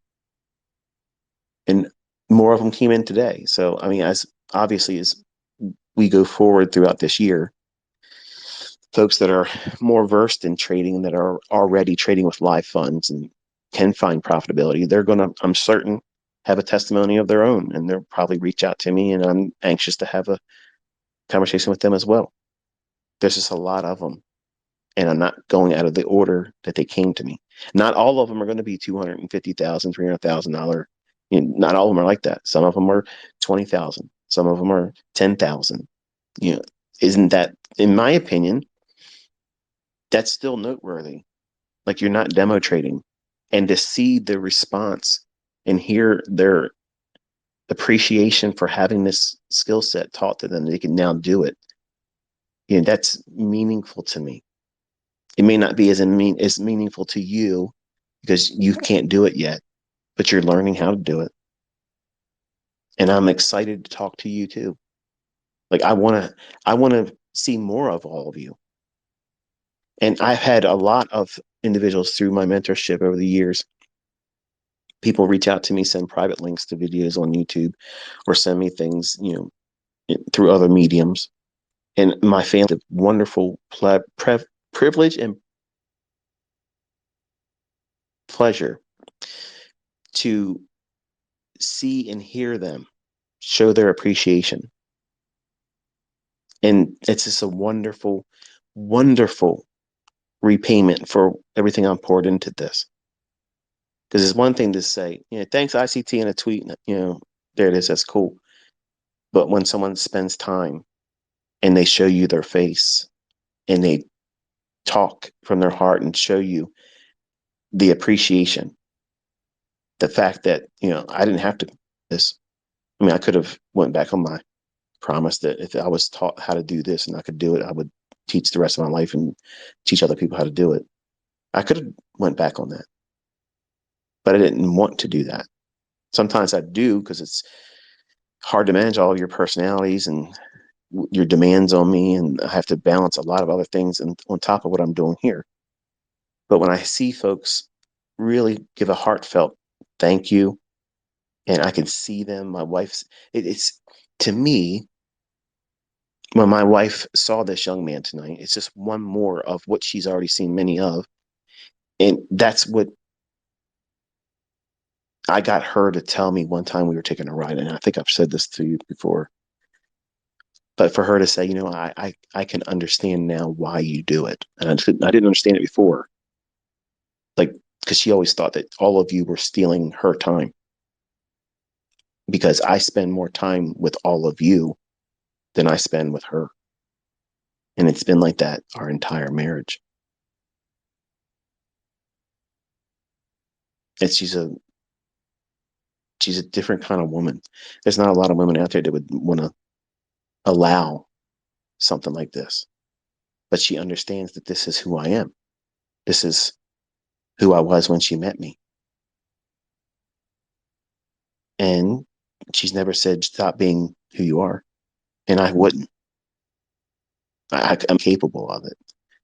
But for her to say, because she's seen so many people's lives being impacted and changed for the better, to see them, emotionally break down and say, this is what I'm able to do now. And something took me out of my work, some accident, something, health wise. I can't do this anymore. But now because of this, I'm able to do that. And when you see that and they are heartfelt and they're tearful and they're just so emotionally committed to now doing this because they've seen it work for them. And us as a family, like I let my kids see it, because to me, it's like I want them to see this is why I do it. This is why I do it. These people all around the world are thinking and praying for me because I help them.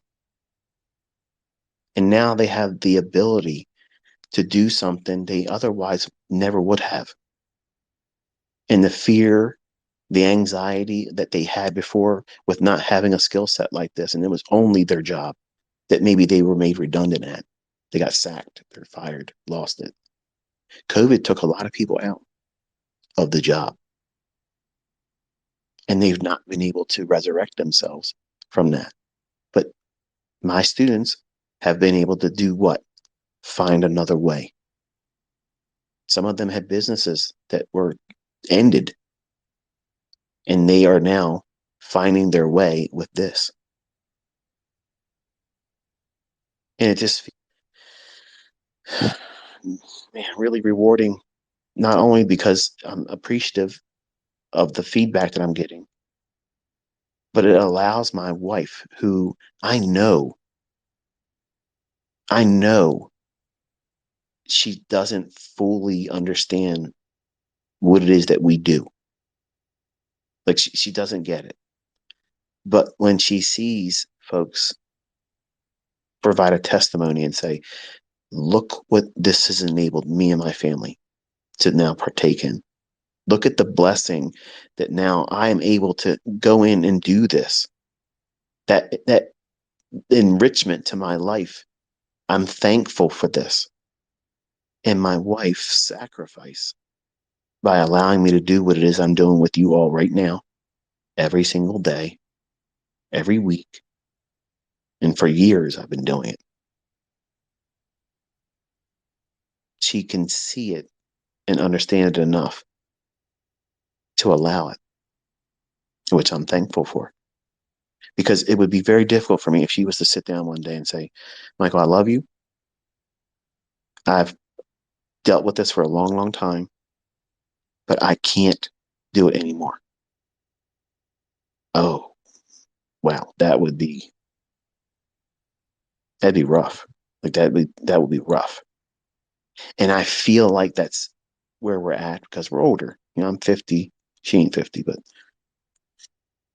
at some point, she's going to want all my time. So that's, another major contributing factor to why I want to not take in new mentorship groups, because nobody shut me down. I wanted to wind this down. And this year, I have all of you on a timetable because of what I know is coming. And I'm doing my best every day to put on enough of a clinic to try to teach you on real-time data using the things that's on my YouTube channel and the things I'm teaching you this year. And I'm hoping that I'm going to have more of it, all of you telling me next year, if not sooner, that I'm so thankful that, I poured myself into what you were sharing, and look at the results I have. And you can pass that on to your children and leave a legacy, which I'm so honored and privileged to be a small, small little piece of that. Like, I feel special because of that. It's not arrogance. I'm so thankful and honored to be, number one, you're listening to me right now. The fact that you're willing to listen to what I've spent my entire life doing. I don't take that for granted. And when I talk to you from my heart. And I want you to understand that I appreciate everything all of you share in terms of your attention, the details that I'm sharing, the rate of appreciation that our community has. I love that. I love it. I love when a new member joins our fold here and they say, this is the best community I've ever been a part of. I love that. I'm proud of that. I'm proud of all of you that welcome other new students in. Because I'm going to tell you something. Every time I brought a new group in my private mentorship, I was hearing about it. Believe me, I was hearing about it. We don't want nobody else in here. That's how it was. So I just want to let you know that I appreciate that. And it encourages me. It makes me do more. Like it keeps me motivated. And I don't feel like a 50-year-old man. I don't think I look like a 50-year-old man either, but I certainly don't feel like I imagine a 50-year-old man would feel when I was younger. Like I don't get tired of this, clearly. I can go on and on and on and on. And if I wouldn't have lost my voice when I was sick, I still would have been teaching. I just couldn't talk, so it made things difficult. But I think that's going to be it for tonight, because I would just more or less start rambling out things that probably don't have a whole lot of bearing on you as a trader. But as a student, I want you to know from your mentor's lips that I am absolutely honored that you, number one, chose me as your mentor, and that you continuously show up each day, because I know where I'm taking you. You may not see it entirely, but I do. I've been here before. I've taken other people there. I know my way around, even in the dark. And while you might not know where you're heading, all you got to do is show up each day. I promise I'll take you by the hand and we'll walk into this jungle every day, and you'll come out in one piece, but you'll be coming out with spoils. You'll come out with more than you went in with. And each time you do it, you'll have more evidence, you have more understanding about yourself and the markets. And when it comes time for you to decide whether you want to take the plunge and trade with a funded account or trade with your own money, you won't have any doubts of what it is you're going to do and when. You'll know. You'll absolutely know. There'll be no doubt about it. And it won't be because you're rushing to make money. It's because you're going to know that you know exactly what you're doing. And that peace of mind of not worrying about missing something because you don't know when it's going to come up. Because that's really what fear of missing out is. You don't know what you're doing. You don't know what you're doing, what to expect in price. So therefore, you're fearful of missing something, which is what we've watched, crypto traders for years experience, that fear of missing out. They think that there's always going to be that next 50,000, point run in the cryptocurrency. Every little fluctuation is going to be 100,000 Bitcoin. Every little movement, because they don't know how to trade. I'm not knocking any crypto traders specifically. I'm just saying that asset class recently has drawn in nobodies as far as traders. They'd never traded before anything. And it's like a circus, that community of speculation. It's like, I love it because it's a freak show. Like, I love the names on Twitter. I saw one of them, Chart Simpson. I love the names that some of you folks came up with. They're really, really ingenious. I love them. Some of them are a little bit too crude, but for the most part, they're very funny, very interesting selections of almost like a meme name. It's neat. But the traders themselves, with that big boom up in Bitcoin, brought average people with no previous trading experience. So it's easy for them to do what? Get whipped up into a frenzy. And they fear they're going to miss every little movement is going to be the next Bitcoin 100,000 run, because they don't know how to trade. I'm teaching you how to trade. I'm teaching you how to read. That way you're never going to have fear of missing out. There's no FOMO in ICT. None. None. I'm bored. I'm boring listening to in those live streams. It's like, I've seen this before. And it's exactly how it's going to be for you. No emotion. I got to bring in the dad jokes all the time to break up the monotony of this boredom. It's boredom. It's the same stuff all the time. And that's how it's going to be for you. And you want it to be like that. You don't want it to be some kind of rave, okay? Not some kind of techno jam party, nothing over the top in terms of exhilaration. You want it to be absolutely boring. You've been here before, you know how it ends. You won't get emotionally attached to the trade.